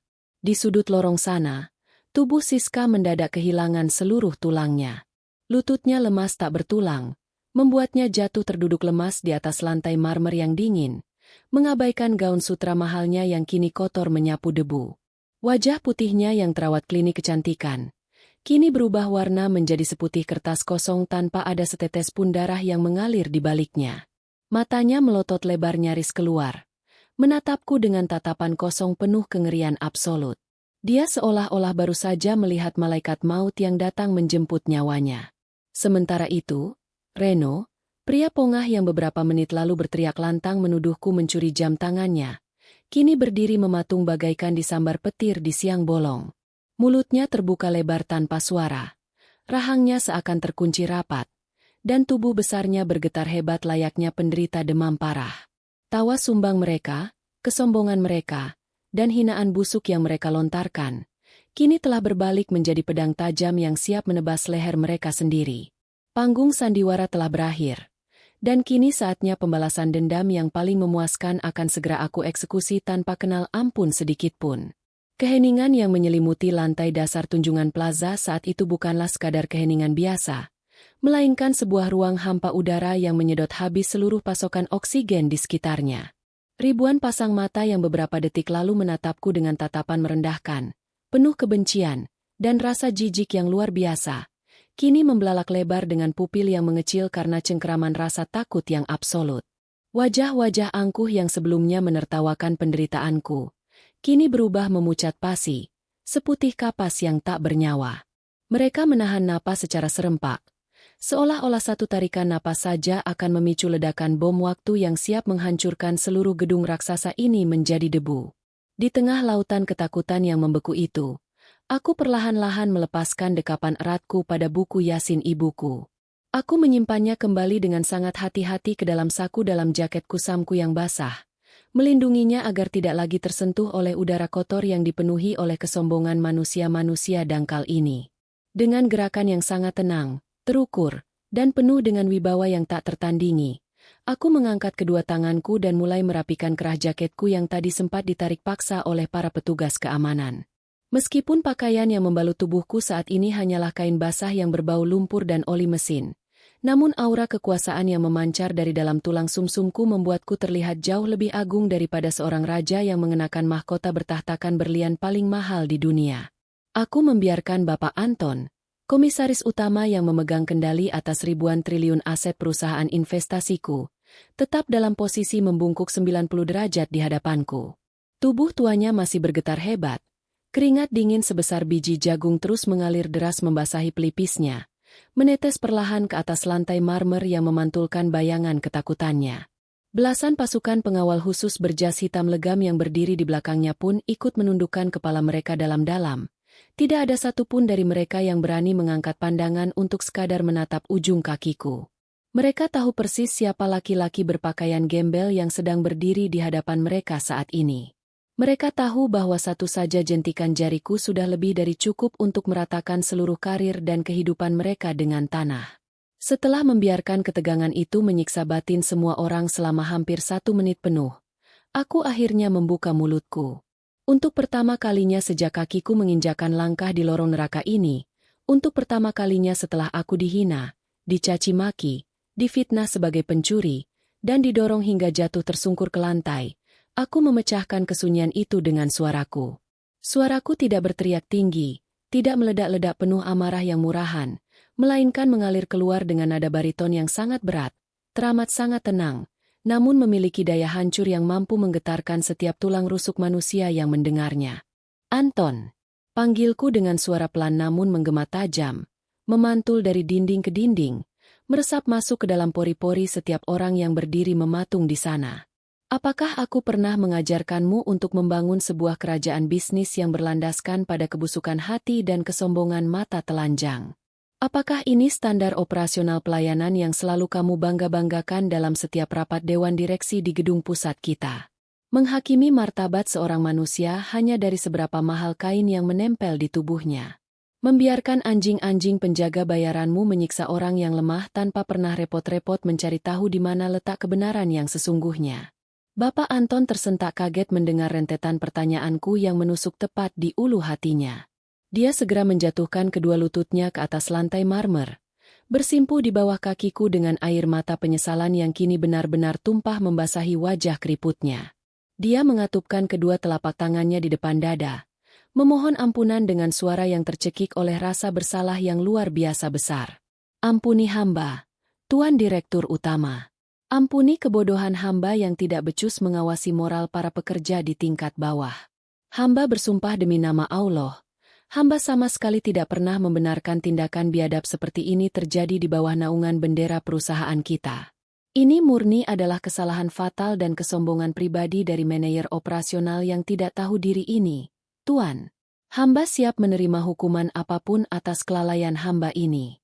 Suara Bapak Anton terdengar sangat memilukan, menghancurkan seluruh sisa-sisa logika ratusan pengunjung mal yang kini baru menyadari betapa besar kesalahan fatal yang telah mereka lakukan karena ikut menertawakan penderitaanku tadi. Aku memalingkan wajahku, mengalihkan tatapan mataku yang setajam pisau bedah ke arah manajer operasional mal yang masih terkapar mengenaskan di atas lantai marmer.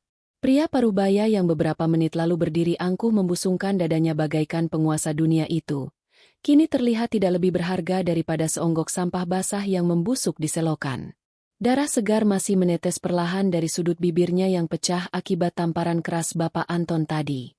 Dia menatapku dengan mata melotot ngeri. Seluruh persendian tubuhnya bergetar hebat tak terkendali. Dia mencoba merangkak mundur, menjauh dari hadapanku, namun rasa takut telah melumpuhkan seluruh fungsi motorik di dalam tubuhnya. Jadi, kamu yang bernama manajer operasional di sini, ucapku seraya melangkahkan kaki perlahan mendekatinya. Suara gesekan sandal jepit kusamku dengan lantai marmer terdengar bagaikan langkah kaki malaikat maut yang datang untuk mencabut nyawanya. Kamu yang berteriak lantang menyuruh anak buahmu untuk menyeret dan memenjarakan tubuhku ke dalam ruang tahanan bawah tanah. Kamu yang dengan sangat bangga memamerkan kekuasaan semumu di hadapan orang-orang sombong ini, tanpa pernah sudi mendengarkan penjelasanku barang satu huruf pun. Meneyer itu menangis meraung-raung. Air matanya bercampur dengan darah yang menetes dari bibirnya. Dia menyeret tubuhnya ke depan, mencoba meraih ujung celana kainku yang kotor untuk bersujud memohon ampunan. Namun dua orang pengawal khusus berjas hitam dengan sangat sigap langsung melangkah maju dan menendang bahunya hingga dia kembali terpelanting ke belakang. "Tuan, ampuni saya Tuan. Saya mohon ampuni nyawa saya," ratap Meneyer itu dengan suara melolong-lolong yang sangat menyedihkan. "Saya benar-benar tidak tahu. Saya buta. Saya tertipu oleh penampilan luar Tuan. Tuan Reno yang terhormat itu. Maksud saya pria pembohong itu yang menuduh Tuan terlebih dahulu. Saya hanya menjalankan tugas untuk mengamankan keluhan pelanggan prioritas kami. Saya hilaf Tuan Bara. Saya memiliki istri dan 3 anak yang masih kecil-kecil yang harus saya beri makan. Tolong jangan hancurkan hidup saya, Tuan. Saya mohon belas kasihan Tuan." Aku menatap wajahnya yang menjijikan itu tanpa ada sedikitpun rasa kasihan yang tersisa di dalam hatiku. "Jika kamu benar-benar memikirkan nasib istri dan anak-anakmu yang masih kecil, seharusnya kamu menggunakan otak dan nuranimu saat bekerja, bukan menggunakan lututmu untuk menjilat sepatu orang kaya," kataku dengan nada yang sangat dingin, membekukan setiap tetes darah di dalam nadinya. Jika hari ini yang berdiri di posisiku ini adalah benar-benar seorang pengemis malang yang kelaparan, seorang laki-laki lemah yang tidak memiliki harta dan kuasa untuk melawan, aku sangat yakin 100%, kamu pasti sudah menjebloskannya ke dalam penjara dan menghancurkan masa depannya tanpa sedikitpun rasa penyesalan di hatimu. Air matamu saat ini bukanlah air mata penyesalan karena kamu merasa bersalah telah menindas orang miskin, melainkan air mata ketakutan karena kamu baru menyadari bahwa orang miskin yang kamu tindas ternyata adalah orang yang menggaji kehidupanmu. Aku mengalihkan pandanganku kembali kepada Bapak Anton yang masih bersimpuh di lantai. "Anton, dengarkan perintahku baik-baik. Pecat manusia tidak berguna ini detik ini juga. Cabut seluruh hak pesangonnya, blokir seluruh akses pekerjaannya di seluruh jaringan perusahaan kita, dan masukkan namanya ke dalam daftar hitam nasional agar tidak ada satupun perusahaan besar di negara ini yang sudi menerima manusia bermental penjilat sepertinya bekerja. Dan perintahkan pasukanmu untuk menyeretnya keluar dari gedungku ini sekarang juga. Lempar tubuhnya ke jalanan yang diguyur badai. Biarkan dia merasakan sendiri bagaimana rasanya dihinakan dan diusir seperti seekor binatang kotor di tempat umum." Perintahku meluncur dengan sangat tegas, mutlak, dan tidak memberikan ruang sedikitpun untuk negosiasi atau perdebatan. "Baik, Tuan Direktur. Perintah segera dilaksanakan," jawab Bapak Anton dengan suara lantang. Dia memberikan isyarat tangan kepada 4 orang pengawal khusus bertubuh raksasa. Tanpa menunggu waktu lebih lama lagi, keempat pengawal beringas itu langsung menerkam tubuh Meneyer yang sedang meraung-raung histeris tersebut. Mereka mengangkat paksa tubuh Meneyer itu dari lantai, menyeret kakinya secara kasar membelah kerumunan pengunjung yang langsung menyingkir ketakutan, dan membuangnya keluar pintu kaca utama menembus derasnya badai hujan. Suara tangisan histeris Meneyer itu semakin lama semakin menjauh, hingga akhirnya lenyap ditelan suara gemuruh guntur yang menyambar-nyambar di atas langit kota Surabaya. Satu parasit telah berhasil disingkirkan dari hadapanku. Namun, pertunjukan utama dari pembalasan dendam ini belumlah usai. Aku memutar tubuhku dengan sangat perlahan, memusatkan seluruh pandanganku ke arah sudut lorong, tempat di mana 2 orang manusia paling sombong dan paling busuk hatinya sedang berdiri membeku. Siska dan Reno. Reno yang sedari tadi berdiri mematung bagaikan disambar petir. Kini wajahnya terlihat seputih kain kafan. Keringat dingin bercucuran deras dari dahinya, membasahi kerah kemeja sutranya yang mahal. Dia mencoba menelan ludah. Namun tenggorokannya terasa seperti disumbat oleh bongkahan batu bata yang kasar. Sementara itu, Siska, wanita yang beberapa saat lalu tertawa melengking menghina masa laluku, kini telah kehilangan seluruh tenaganya. Dia masih terduduk lemas di atas lantai marmer. Gaun merah marunnya kotor menyapu debu, dan kedua tangannya menutupi mulutnya yang bergetar hebat menahan isak tangis ketakutan yang luar biasa.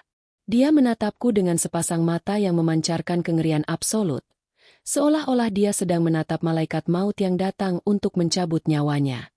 Aku baru saja akan melangkahkan kakiku mendekati mereka berdua, ketika tiba-tiba saja dari arah pintu lorong toilet yang berada tidak jauh dari tempat kami berdiri, muncul seorang pria muda berseragam petugas kebersihan berwarna biru muda.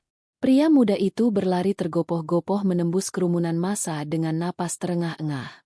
Wajahnya terlihat sangat panik dan ketakutan melihat banyaknya petugas keamanan dan pengawal berjas hitam yang berkumpul di sana. Namun, dia memberanikan diri menerobos maju sambil mengangkat tangan kanannya tinggi-tinggi ke udara. "Permisi. Permisi semuanya.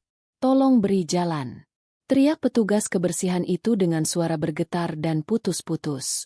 Tangan kanannya menggenggam erat sebuah benda logam yang berkilauan tertimpa cahaya lampu mal. "Maafkan saya menyela keributan ini. Apakah ada di antara bapak-bapak sekalian yang merasa kehilangan barang berharga di dalam toilet pria tadi?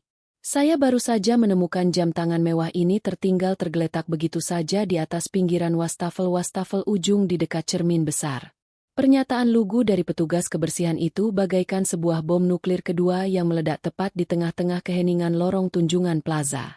Seluruh mata secara serempak langsung tertuju pada benda yang dipegang oleh pria muda tersebut. Sebuah jam tangan Rolex keluaran terbaru, berkilau memantulkan cahaya keemasan, persis seperti ciri-ciri jam tangan ratusan juta rupiah yang diteriakkan oleh Reno beberapa menit yang lalu. Jam tangan yang diklaimnya telah aku curi dan aku sembunyikan di balik baju rongsokanku. Suasana kembali menjadi sangat hening, mematikan, dan mencekam. Ratusan pengunjung mal yang tadinya ikut-ikutan menghujatku dan memanggilku dengan sebutan maling kotor, kini tertunduk malu dengan wajah memerah karena tamparan fakta yang sangat keras. Mereka tidak berani menatap wajahku, menyadari betapa bodoh dan kejinya mulut mereka yang dengan mudahnya mempercayai fitnah tak berdasar hanya karena melihat penampilanku yang miskin. Aku menatap petugas kebersihan itu dengan senyuman tipis yang sangat dingin, lalu mengalihkan pandanganku perlahan-lahan ke arah Reno yang kini tubuhnya berguncang hebat layaknya penderita penyakit ayan kronis. Aku melangkahkan kakiku dengan sangat tenang menghampirinya. Setiap langkah yang aku ambil sengaja aku buat lambat agar dia bisa merasakan setiap detik penderitaan mental yang menghancurkan jiwanya. "No, pria kaya raya yang sangat terhormat," ucapku pelan. Suaraku mengalun lembut namun penuh dengan racun mematikan yang siap merobek jantungnya. Aku berhenti tepat 2 jengkal di hadapan wajahnya.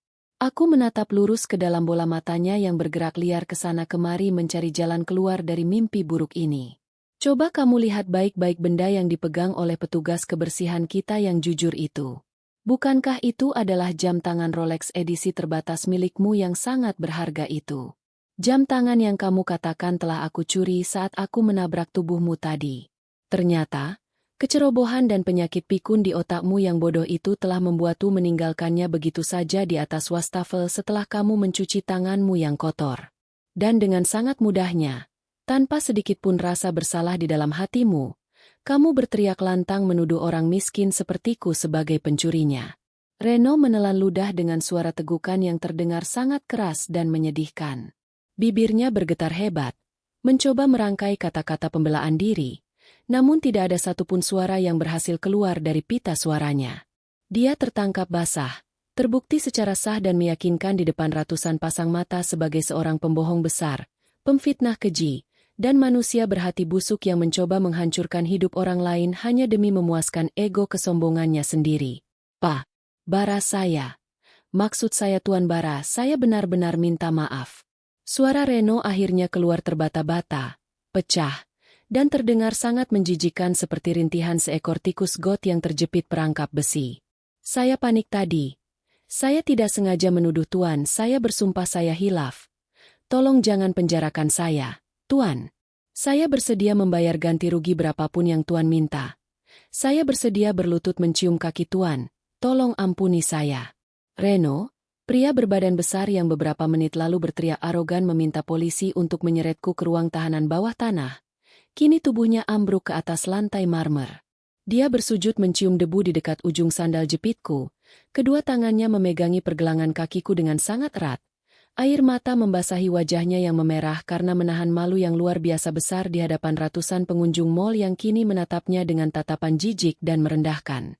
Nasib telah berbalik dengan sangat kejam, dan karma telah membayarnya secara tunai tanpa perlu dicicil sedikit pun. Namun, hukuman dari diriku belumlah selesai. Aku menatap Siska, wanita masa laluku yang kini sedang merangkak mendekat ke arahku dengan wajah dipenuhi air mata buaya. Mencoba menggunakan sisa-sisa kenangan lama kami untuk menyelamatkan dirinya dari pusaran kehancuran yang telah dia ciptakan sendiri. Reno, pria berbadan besar yang beberapa menit lalu berteriak arogan meminta polisi untuk menyeretku ke ruang tahanan bawah tanah, kini tubuhnya ambruk ke atas lantai marmer. Dia bersujud mencium debu di dekat ujung sandal jepitku, kedua tangannya memegangi pergelangan kakiku dengan sangat erat. Air mata membasahi wajahnya yang memerah karena menahan malu yang luar biasa besar di hadapan ratusan pengunjung mal yang kini menatapnya dengan tatapan jijik dan merendahkan. Tubuhnya berguncang hebat layaknya daun kering yang dihempaskan oleh badai topan. Sentuhan tangannya di kakiku membuatku merasa sangat mual. Sebuah sentuhan keputusasaan dari seorang pengecut yang baru saja menyadari bahwa dia telah membangunkan seekor naga tidur yang sanggup menelan mentah-mentah seluruh kehidupannya. Aku menatap lurus ke bawah, melihat bagaimana wajahnya yang tadi begitu angkuh, hidungnya yang tadi ditutup rapat-rapat menggunakan sapu tangan sutra karena merasa jijik dengan bau badanku, kini justru menempel dengan sangat rapat pada ujung celana kainku yang basah oleh air lumpur. Sungguh sebuah ironi kehidupan yang sangat luar biasa indah dan memuaskan. Harga dirinya telah hancur lebur menjadi serpihan debu yang tak berharga, terinjak-injak oleh kesombongannya sendiri di hadapan publik. Lepaskan tangan najismu dari kakiku, Reno. Suaraku mendesis pelan namun dipenuhi oleh bisa kemarahan yang sangat mematikan. Aku menarik kakiku selangkah ke belakang dengan gerakan yang sangat jijik, membuat tubuh Reno terhuyung dan wajahnya nyaris mencium lantai marmer. Jangan pernah berani-beraninya kamu mengotori pakaianku dengan tanganmu yang penuh dengan dosa fitnah itu. Kamu pikir dengan air mata buayamu dan sujudmu yang penuh kepalsuan ini, aku akan memaafkan perbuatan biadabmu begitu saja. Kamu telah menuduhku mencuri, merendahkan martabatku di depan ratusan mata, dan membiarkan tubuhku disiksa oleh para anjing penjaga bayaranmu. Kesalahanmu bukanlah sesuatu yang bisa dibayar dengan sekadar kata maaf yang keluar dari mulut berbau kebohongan itu. Reno kembali merangkak maju bagaikan seekor cacing tanah yang kepanasan. Dia merapatkan kedua telapak tangannya di depan dada, menggosok-gosokkannya dengan cepat memohon belas kasihan. Tuan Bara, saya bersumpah demi langit dan bumi, saya tidak tahu siapa Tuan sebenarnya. Saya hanya orang bodoh yang buta, Tuan. Suaranya terdengar sangat parau, serak, dan putus-putus karena dia menangis sesenggukan hingga ingus mengalir dari hidungnya. Tolong jangan hancurkan bisnis saya, Tuan. Perusahaan pemasok material kecil-kecilan milik saya tidak akan sanggup bertahan jika Tuan memutuskan untuk memberikan sanksi. Saya masih punya banyak hutang di bank yang harus saya lunasi bulan depan. Jika Tuan menghancurkan saya akan benar-benar menjadi gembel di jalanan. Saya mohon Tuan, ampuni nyawa anjing hina ini. Aku tertawa sinis mendengarkan rentetan pengakuan menyedihkan yang meluncur dari bibir bergetarnya itu. Jadi, pria sombong yang memakai jam tangan Rolex ratusan juta dan merendahkan orang miskin ini nyatanya hanyalah seorang pengusaha kecil yang hidupnya dililit oleh tumpukan hutang bank. Kesombongannya hanyalah sebuah topeng tipis yang menutupi kebangkrutan yang sudah berada di depan mata.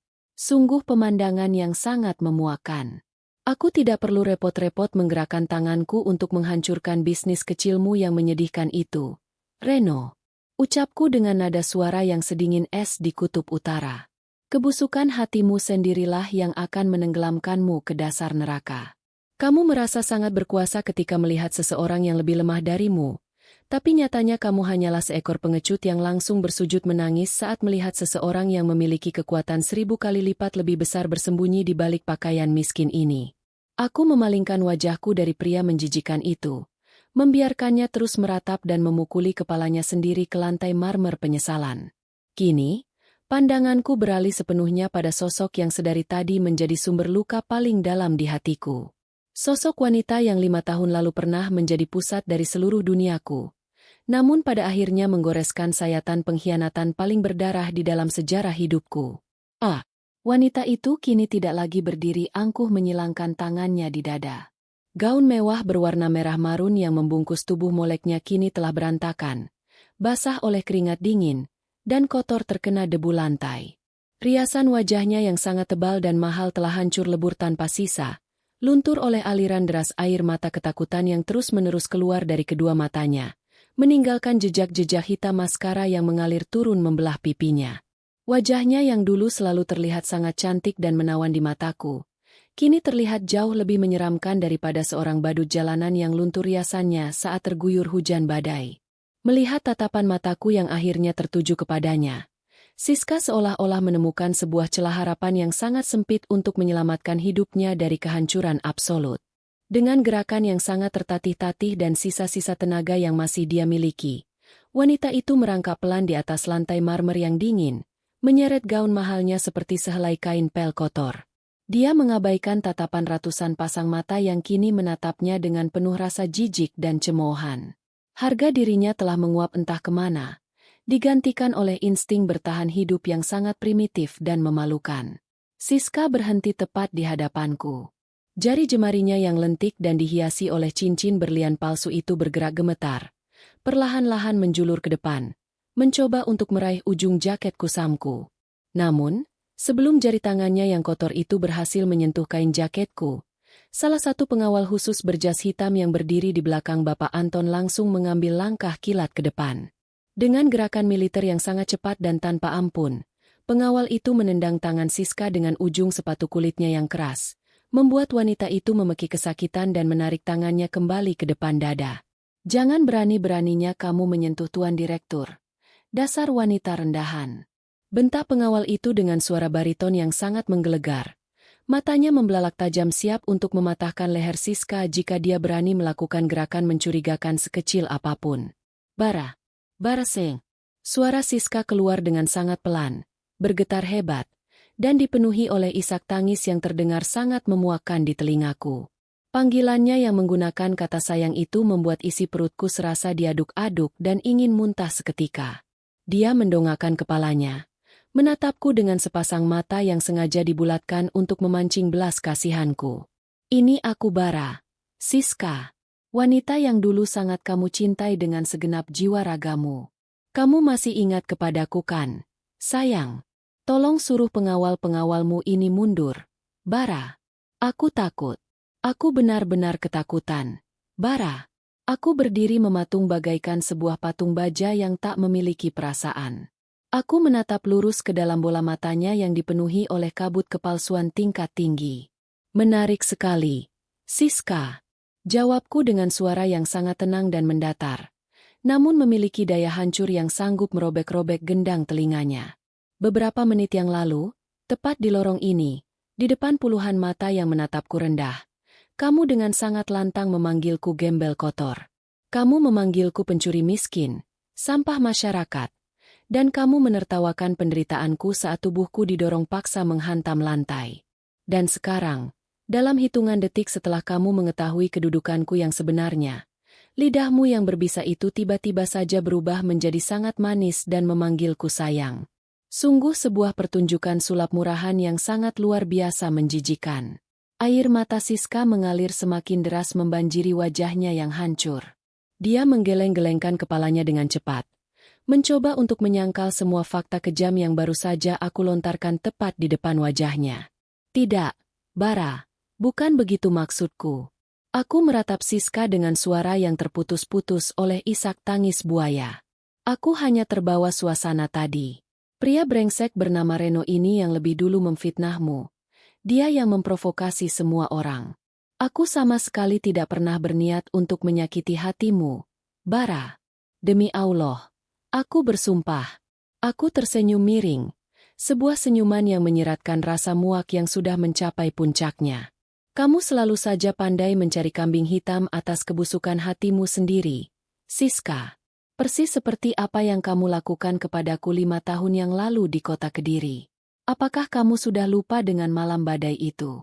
Malam di mana aku berdiri menggigil kedinginan di depan kos-kosanmu, memegang erat sebuah kotak kue ulang tahun murah yang aku beli dari hasil kerja lemburku sebagai kuli bangunan selama 2 minggu penuh, hanya untuk merayakan hari kelahiranmu.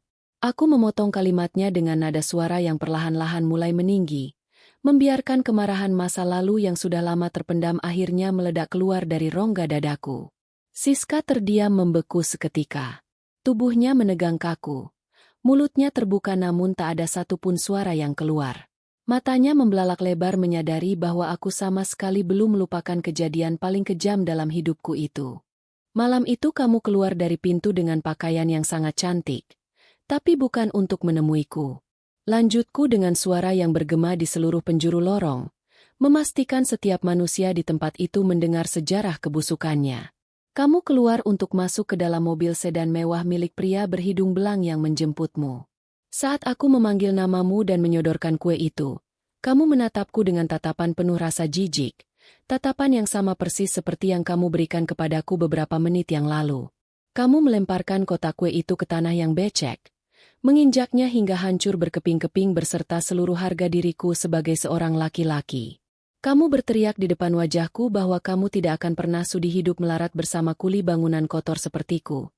Lalu kamu pergi begitu saja meninggalkanku hancur berkeping-keping di bawah guyuran hujan badai. Suasana di lorong Tunjungan Plaza itu berubah menjadi sangat sunyi dan mencekam.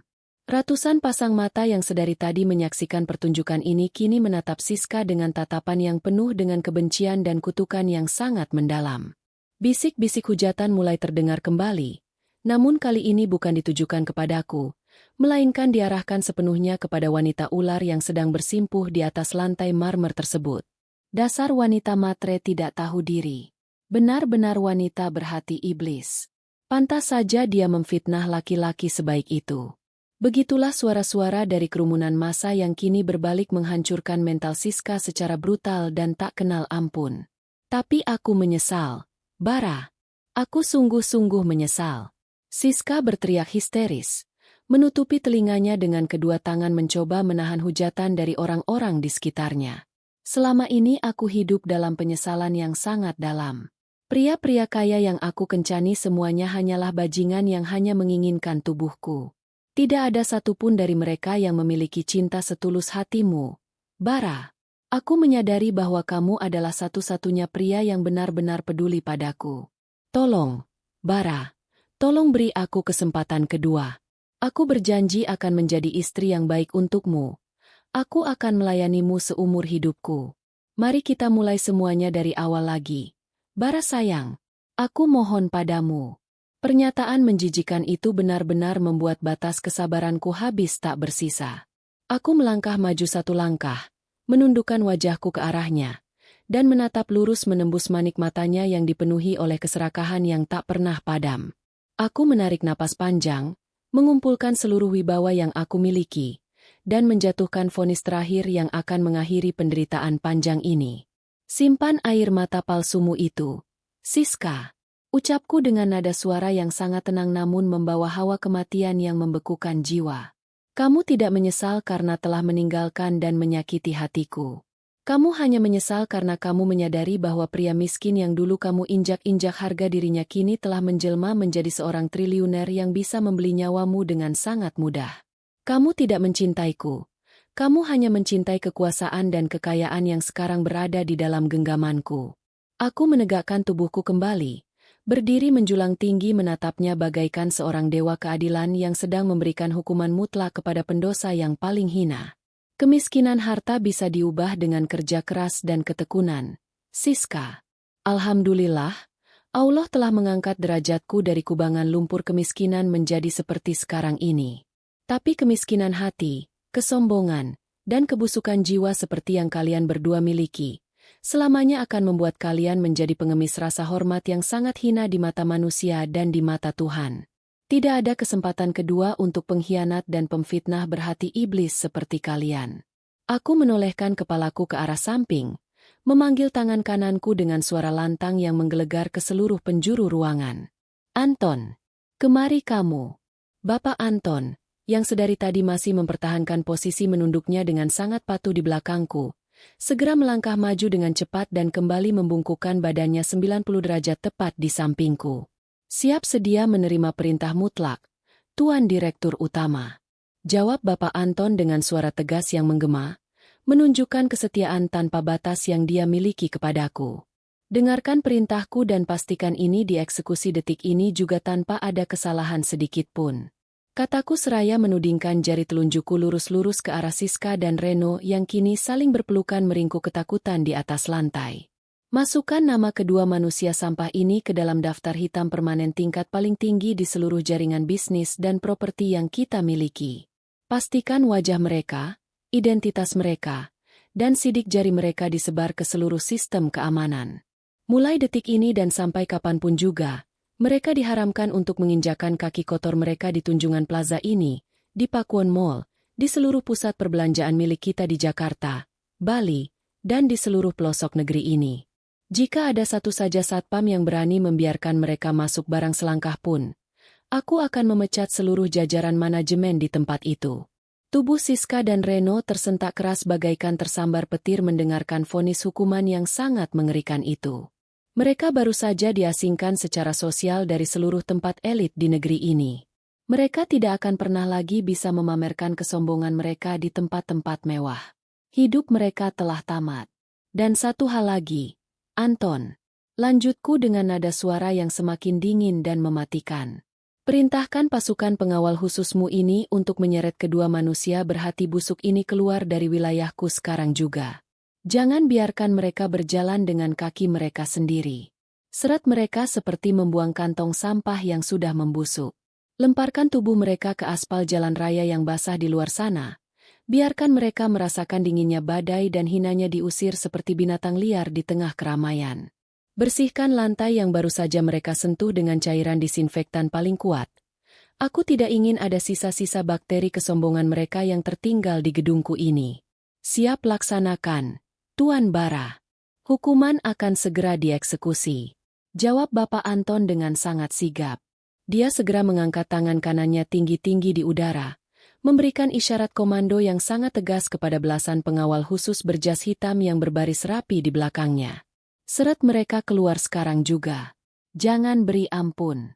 Bagaikan segerombolan serigala hitam yang kelaparan dan mendapat perintah dari sang serigala alfa, 6 orang pengawal bertubuh raksasa langsung menerjang maju ke depan dengan gerakan yang sangat beringas.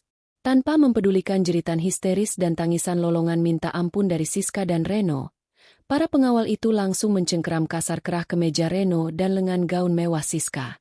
Mereka mengangkat paksa tubuh kedua manusia sombong itu dari atas lantai marmer, seolah-olah mereka hanyalah 2 buah boneka kain yang sangat ringan dan tak memiliki nyawa. Lepaskan aku, Bara. Tolong aku Bara. Aku tidak mau diusir seperti ini. Jerit Siska dengan suara melengking yang sangat menyayat hati. Kakinya menendang-nendang udara dengan liar mencoba memberontak. Namun tenaga raksasa para pengawal itu membuat perlawanannya menjadi sangat sia-sia belaka. Tuan Bara, saya mohon ampuni saya. Saya berjanji akan membayar semuanya. Reno ikut berteriak parau. Air matanya berhamburan ke udara saat tubuhnya diseret mundur secara paksa. Para pengawal itu sama sekali tidak mempedulikan teriakan keputusasaan mereka. Mereka menyeret Siska dan Reno dengan sangat kasar membelah lorong panjang Tunjungan Plaza, melewati ratusan pengunjung mal yang kini memberikan jalan lebar-lebar sambil menyoraki dan melempar hinaan balasan kepada pasangan pembohong tersebut. Sorakan kepuasan dari kerumunan massa menggema mengiringi kepergian mereka yang sangat memalukan, menciptakan sebuah simfoni pembalasan dendam yang terdengar sangat indah di telingaku. Dari kejauhan, aku bisa melihat tubuh mereka berdua dilemparkan dengan sangat keras melewati pintu kaca utama, terjerembab jatuh menghantam aspal jalanan yang tergenang oleh air hujan kotor di bawah guyuran badai kota Surabaya yang masih mengamuk dahsyat. Kehancuran mereka telah sempurna, dan panggung sandiwara yang penuh dengan fitnah ini akhirnya resmi ditutup dengan sebuah kemenangan yang sangat elegan. Suara gemuruh hujan badai yang menghantam keras atap kaca raksasa Tunjungan Plaza di jantung kota Surabaya ini, seakan-akan menjadi satu-satunya nada yang berani bersuara di dalam keheningan lorong panjang tersebut.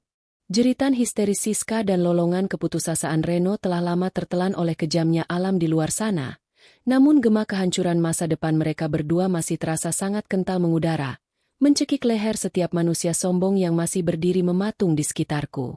Ratusan pengunjung pusat perbelanjaan yang tadinya beringas menghakimiku layaknya sekumpulan anjing liar yang kelaparan, kini menundukkan kepala mereka dalam-dalam dengan wajah pucat pasi. Tidak ada satupun pasang mata di tempat ini yang berani mengangkat pandangannya untuk sekadar menatap bayanganku di atas lantai marmer. Tubuh mereka bergetar menahan rasa malu yang luar biasa hebat. Menyadari bahwa lidah tak bertulang mereka baru saja ikut andil dalam menyalakan api fitnah neraka yang nyaris membakar diri mereka sendiri. Aku menarik napas panjang, membiarkan udara dingin dari pendingin ruangan mengisi paru-paruku yang sedari tadi terasa sesak oleh aroma kemunafikan dan kesombongan.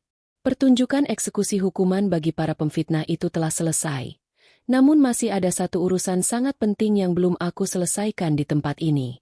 Aku memutar tubuhku dengan sangat perlahan. Pergerakanku yang tenang itu membuat beberapa orang konglomerat di dekatku terkesiap dan tanpa sadar melangkah mundur karena ketakutan setengah mati. Tatapan mataku menyapu seluruh penjuru ruangan, melintasi wajah-wajah pucat yang sedang menahan napas, hingga akhirnya pandanganku berhenti dan terkunci tepat pada satu sosok yang sedari tadi berdiri gemetar di sudut lorong dekat wastafel. Sosok itu adalah sang petugas kebersihan muda. Pria berseragam biru muda pudar yang datang membawa kebenaran di tengah badai fitnah yang menimpaku. Dia berdiri kaku dengan kedua tangan saling meremas kuat di depan perutnya. Jam tangan Rolex ratusan juta rupiah yang menjadi sumber segala malapetaka ini masih tergeletak aman di dalam genggaman tangannya yang gemetar kedinginan. Wajahnya yang kusam dan dipenuhi peluh ketakutan seketika mengingatkanku pada pantulan diriku sendiri belasan tahun yang lalu. Saat aku masih menjadi seorang kuli bangunan rendahan yang selalu ditatap hina oleh dunia di jalanan berdebu kota Kediri. Dengan langkah kaki yang pelan namun penuh wibawa, aku berjalan perlahan menghampiri pemuda itu. Setiap gesekan sandal jepit kusamku dengan lantai marmer terdengar sangat nyaring, mengiris keheningan seperti sebilah pedang tajam. Sesampainya aku tepat di hadapannya, pemuda itu semakin menundukkan kepalanya. Tubuh kurusnya berguncang hebat seolah-olah dia sedang berhadapan dengan malaikat pencabut nyawa. Dia pasti merasa sangat ketakutan melihat bagaimana aku dengan begitu mudahnya menghancurkan kehidupan manajer mall dan dua orang kaya raya tadi hanya dengan menggunakan beberapa patah kata saja. "Siapa namamu, anak muda?" Tanyaku dengan nada suara yang sangat lembut. Jauh dari nada ancaman mematikan yang aku gunakan sebelumnya kepada Siska dan Reno. Aku sengaja menurunkan intonasi suaraku serendah mungkin agar tidak semakin menambah beban ketakutan yang sedang meremukan nyali pemuda malang ini. Pemuda itu terlonjak kaget mendengar pertanyaanku yang tiba-tiba. Dia menelan ludah dengan susah payah sebelum akhirnya memberanikan diri membuka mulutnya yang bergetar. "Nah, nama saya Dimas, Tuan Direktur." Suaranya bergetar hebat. Nyaris terdengar seperti cicitan suara tikus yang ketakutan. "Maafkan saya Tuan. Saya sungguh tidak bermaksud ikut campur dalam urusan orang-orang besar. Saya hanya menjalankan tugas saya untuk mengembalikan barang yang bukan hak saya. Tolong jangan pecat saya Tuan. Ibu saya sedang sakit keras di kampung dan sangat membutuhkan uang gaji saya untuk membeli obat-obatan setiap minggunya." Mendengar jawaban tulus yang keluar dari bibir gemetar Dimas, hatiku serasa ditusuk oleh ribuan jarum kasat mata. Tenggorokanku seketika terasa sangat panas dan perih. Alasan yang dia ucapkan kepadaku, rasa takut kehilangan pekerjaan demi menghidupi seorang ibu tua yang sedang sakit, adalah sebuah jalan penderitaan yang sangat aku kenal dan pernah aku lewati dengan tetesan air mata darah di masa laluku yang sangat gelap. Aku tersenyum sangat tipis. Sebuah senyuman tulus pertama yang berhasil mekar di wajahku sejak pagi hari yang suram ini dimulai. Aku mengangkat tangan kananku, lalu menepuk pelan bahu kurusnya yang terbalut kain seragam basah karena keringat dingin. "Kamu tidak perlu ketakutan seperti itu, Dimas," kataku dengan suara yang menenangkan, membuat postur tubuhnya perlahan-lahan mulai mengendurkan ketegangannya. "Aku ingin bertanya satu hal penting padamu, dan aku ingin kamu menjawabnya dengan sangat jujur. Jam tangan yang kamu temukan itu harganya mencapai ratusan juta rupiah. Jika kamu mengambilnya secara diam-diam, menyembunyikannya di dalam saku celanamu, dan menjualnya di pasar gelap, kamu bisa mendapatkan uang yang sangat melimpah ruah. Uang haram itu lebih dari cukup untuk membiayai pengobatan ibumu, membangun rumah yang sangat mewah, dan mengubah garis hidupmu selamanya. Mengapa kamu tidak melakukannya? Mengapa kamu memilih untuk mempertaruhkan nyawamu berlari menerobos kerumunan orang marah, hanya untuk mengembalikan benda berharga ini kepada pemiliknya yang sangat sombong dan tidak tahu diuntung itu?" Dimas mengangkat wajahnya perlahan, menatap kedua mataku dengan tatapan yang masih dipenuhi oleh kepolosan dan kejujuran yang luar biasa murni tak bernoda. Dia menggigit bibir bawahnya sejenak sebelum menjawab rentetan pertanyaanku. Tuan, sejak saya masih kecil, ibu saya selalu menasihati saya setiap malam sebelum tidur. Beliau selalu berkata sambil menangis, Dimas, sebesar apapun badai kemiskinan yang menghantam hidup kita, sedahsyat apapun rasa lapar yang melilit perut kita, jangan pernah sekalipun kamu berani mengambil barang sekecil biji zarah pun yang bukan menjadi hak milikmu. Karena harta yang haram hanya akan menjadi racun yang membakar darah dan dagingmu di neraka kelak. Saya lebih memilih mati kelaparan sambil menjaga martabat dan kehormatan ibu saya, daripada harus hidup bergelimang harta kemewahan namun mengkhianati ajaran suci yang telah beliau tanamkan di dalam dada saya semenjak saya kecil. Allah Maha melihat Tuan. Saya tidak berani mengkhianati pengawasannya. Jawaban Dimas menghantam tepat di jantung pertahananku dengan sangat keras. Kata-kata yang keluar dari mulut pemuda miskin itu sama persis, tidak kurang dan tidak lebih satu huruf pun, dengan wasiat terakhir yang dibisikkan oleh almarhumah ibu angkatku sebelum beliau menghembuskan napas terakhirnya di gubuk reot kami belasan tahun yang silam. Dinding pertahananku akhirnya runtuh seketika di tempat itu. Tanpa bisa aku cegah lagi, setetes air mata hangat meluncur jatuh dari pelupuk mataku, membasahi pipiku yang pucat, dan menetes jatuh ke atas lantai marmer Italia yang mengkilap. Ratusan orang yang menyaksikan kejadian itu menahan napas dengan mata terbelalak, sama sekali tidak percaya melihat seorang pemimpin tertinggi yang sangat kejam saat menghukum musuhnya, kini sudi menitikan air mata di hadapan seorang petugas kebersihan rendahan. Alhamdulillah, aku berbisik pelan dengan suara bergetar, memuji kebesaran Allah yang telah mempertemukanku dengan pemuda luar biasa ini di saat duniaku sedang dipenuhi oleh manusia-manusia berhati iblis. Aku mengusap air mataku dengan punggung tanganku yang masih kotor oleh sisa-sisa tanah makam ibuku. Kamu adalah manusia paling kaya di seluruh gedung megah ini, Dimas. Hatimu terbuat dari bongkahan berlian murni yang tidak akan pernah bisa dibeli oleh seluruh harta kekayaan yang ada di atas dunia ini. Ibumu pasti sangat bangga telah melahirkan dan membesarkan seorang kesatria sepertimu. Aku membalikkan badanku dengan cepat, menatap Bapak Anton yang sedari tadi berdiri mematung memperhatikan interaksiku dengan pemuda itu dari kejauhan. Anton, panggilku dengan suara lantang yang kembali menggema menguasai seluruh penjuru lorong Tunjungan Plaza.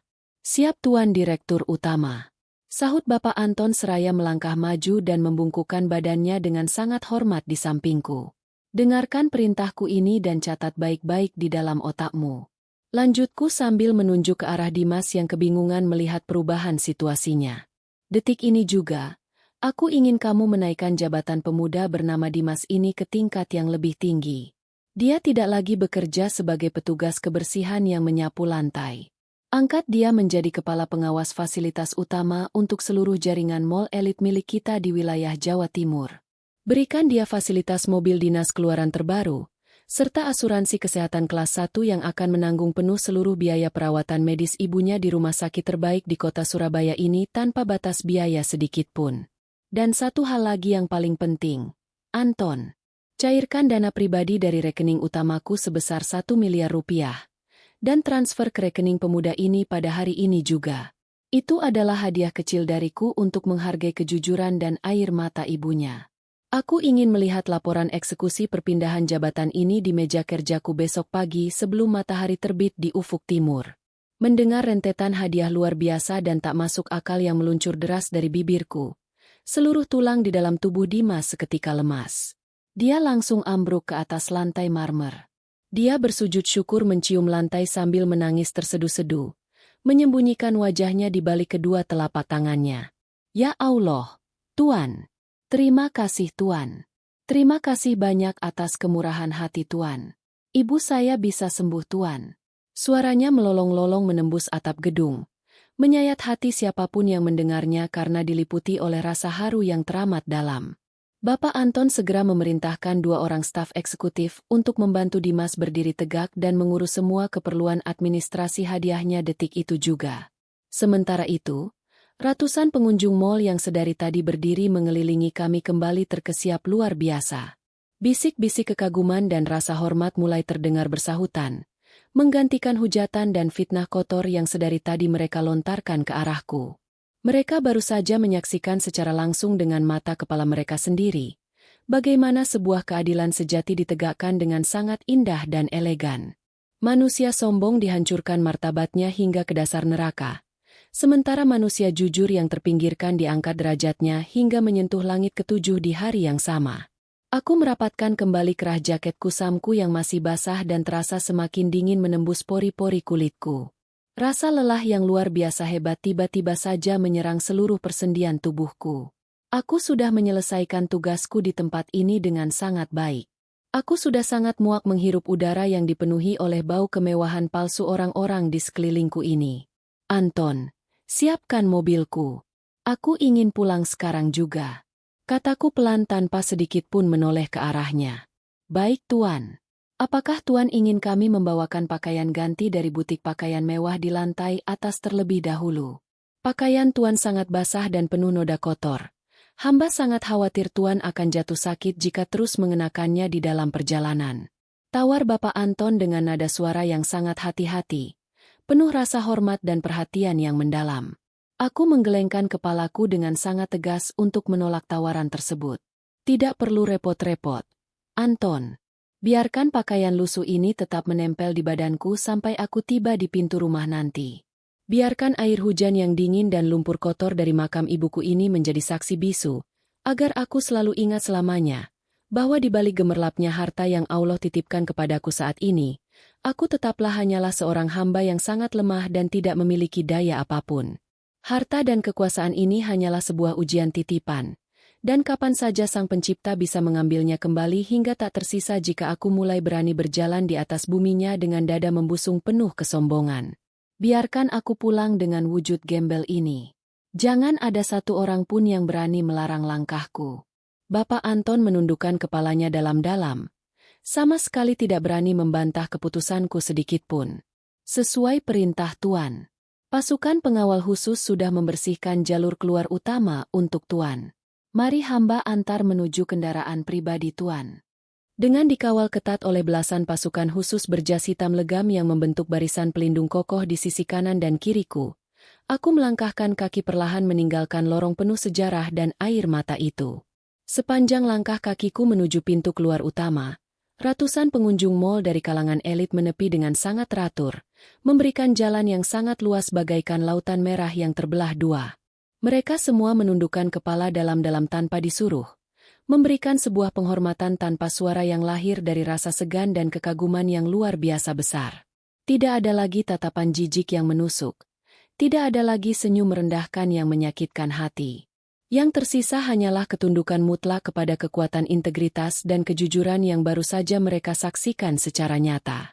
Pintu kaca otomatis bergeser terbuka lebar, menyambutku dengan hembusan angin badai yang ternyata masih mengamuk beringas di luar sana.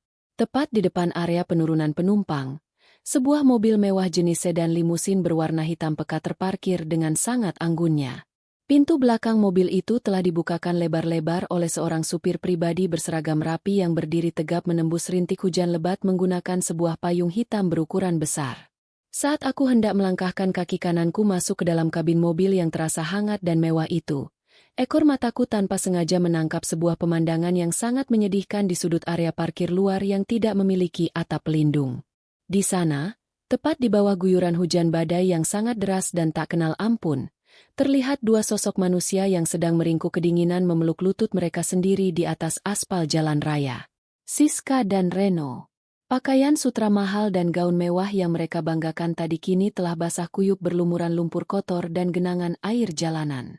Mereka berdua menggigil hebat dengan bibir membiru, menatap ke arah mobil mewahku dengan pandangan kosong, hancur lebur, dan dipenuhi oleh sebuah penyesalan abadi yang tidak akan pernah bisa terobati sampai kapanpun. Mereka berdua baru saja merasakan sendiri betapa pahitnya ludah kesombongan yang mereka buang ke udara bebas. Kini jatuh kembali menimpa dan menghancurkan wajah kesombongan mereka sendiri. Aku sama sekali tidak merasakan secuil pun rasa iba di dalam dadaku saat melihat penderitaan mereka. Aku memalingkan wajahku dengan sangat tenang, menundukkan kepalaku sedikit, dan melangkah masuk sepenuhnya ke dalam kursi penumpang belakang mobil yang sangat empuk dan nyaman ini. Bapak Anton segera menutup pintu mobil dengan sangat hati-hati dari luar, lalu memberikan isyarat tangan kepada supir untuk segera menjalankan kendaraan dan meninggalkan lokasi kejadian. Perlahan-lahan, roda-roda besar mobil mewah itu mulai berputar mulus membelah genangan air hujan di aspal jalan raya kota Surabaya, melaju menjauh meninggalkan bangunan megah Tunjungan Plaza yang berdiri angkuh di belakangku. Aku menyandarkan punggungku yang terasa kaku dan nyeri ke sandaran kursi kulit yang sangat hangat, memejamkan kedua belah mataku sejenak sambil mendengarkan suara rintik hujan yang mengetuk-ngetuk perlahan kaca jendela mobil dengan nada yang entah mengapa kini terasa sangat menenangkan jiwaku. Di dalam keheningan absolut kabin mobil yang kedap suara itu, bayangan wajah almarhumah ibu kembali hadir menyapa ruang pikiranku yang lelah. Senyuman keriput di wajahnya terasa begitu sangat nyata dan perlahan menghangatkan seluruh aliran darahku. Ibu, alhamdulillah aku telah berhasil membuktikan janjiku padamu. Aku berbisik pelan di dalam hati, membiarkan kehangatan mengalir menyembuhkan seluruh luka batin yang sedari tadi menyiksa kewarasanku. Laki-laki miskin yang dulu pernah menangis karena menjadi bahan tertawaan orang di kota Kediri lantaran tidak mampu membeli sepotong kue ini, kini telah berdiri sangat tegak menaklukkan kejamnya dunia. Namun sungguh Bu, hari ini aku kembali belajar satu hal yang paling berharga dalam hidup ini. Bahwa setinggi apapun tahta yang berhasil aku capai dengan darah dan keringat, dan sebanyak apapun harta kemewahan yang berhasil aku kumpulkan di bawah telapak kakiku, tidak akan pernah ada yang bisa mengalahkan mahalnya harga sebuah kejujuran, dan mulianya sebuah hati yang dipenuhi oleh keikhlasan tanpa batas. Semuanya murni hanya titipan yang akan kembali kepadanya. Kembali kepada Zat yang maha membolak-balikan hati manusia. Mobil mewahku terus melaju tenang membelah badai yang mulai mereda, menembus kegelapan malam menuju istana peristirahatanku, meninggalkan sebuah kisah kelam tentang kesombongan yang hancur berkeping-keping ditelan oleh takdir kehidupan.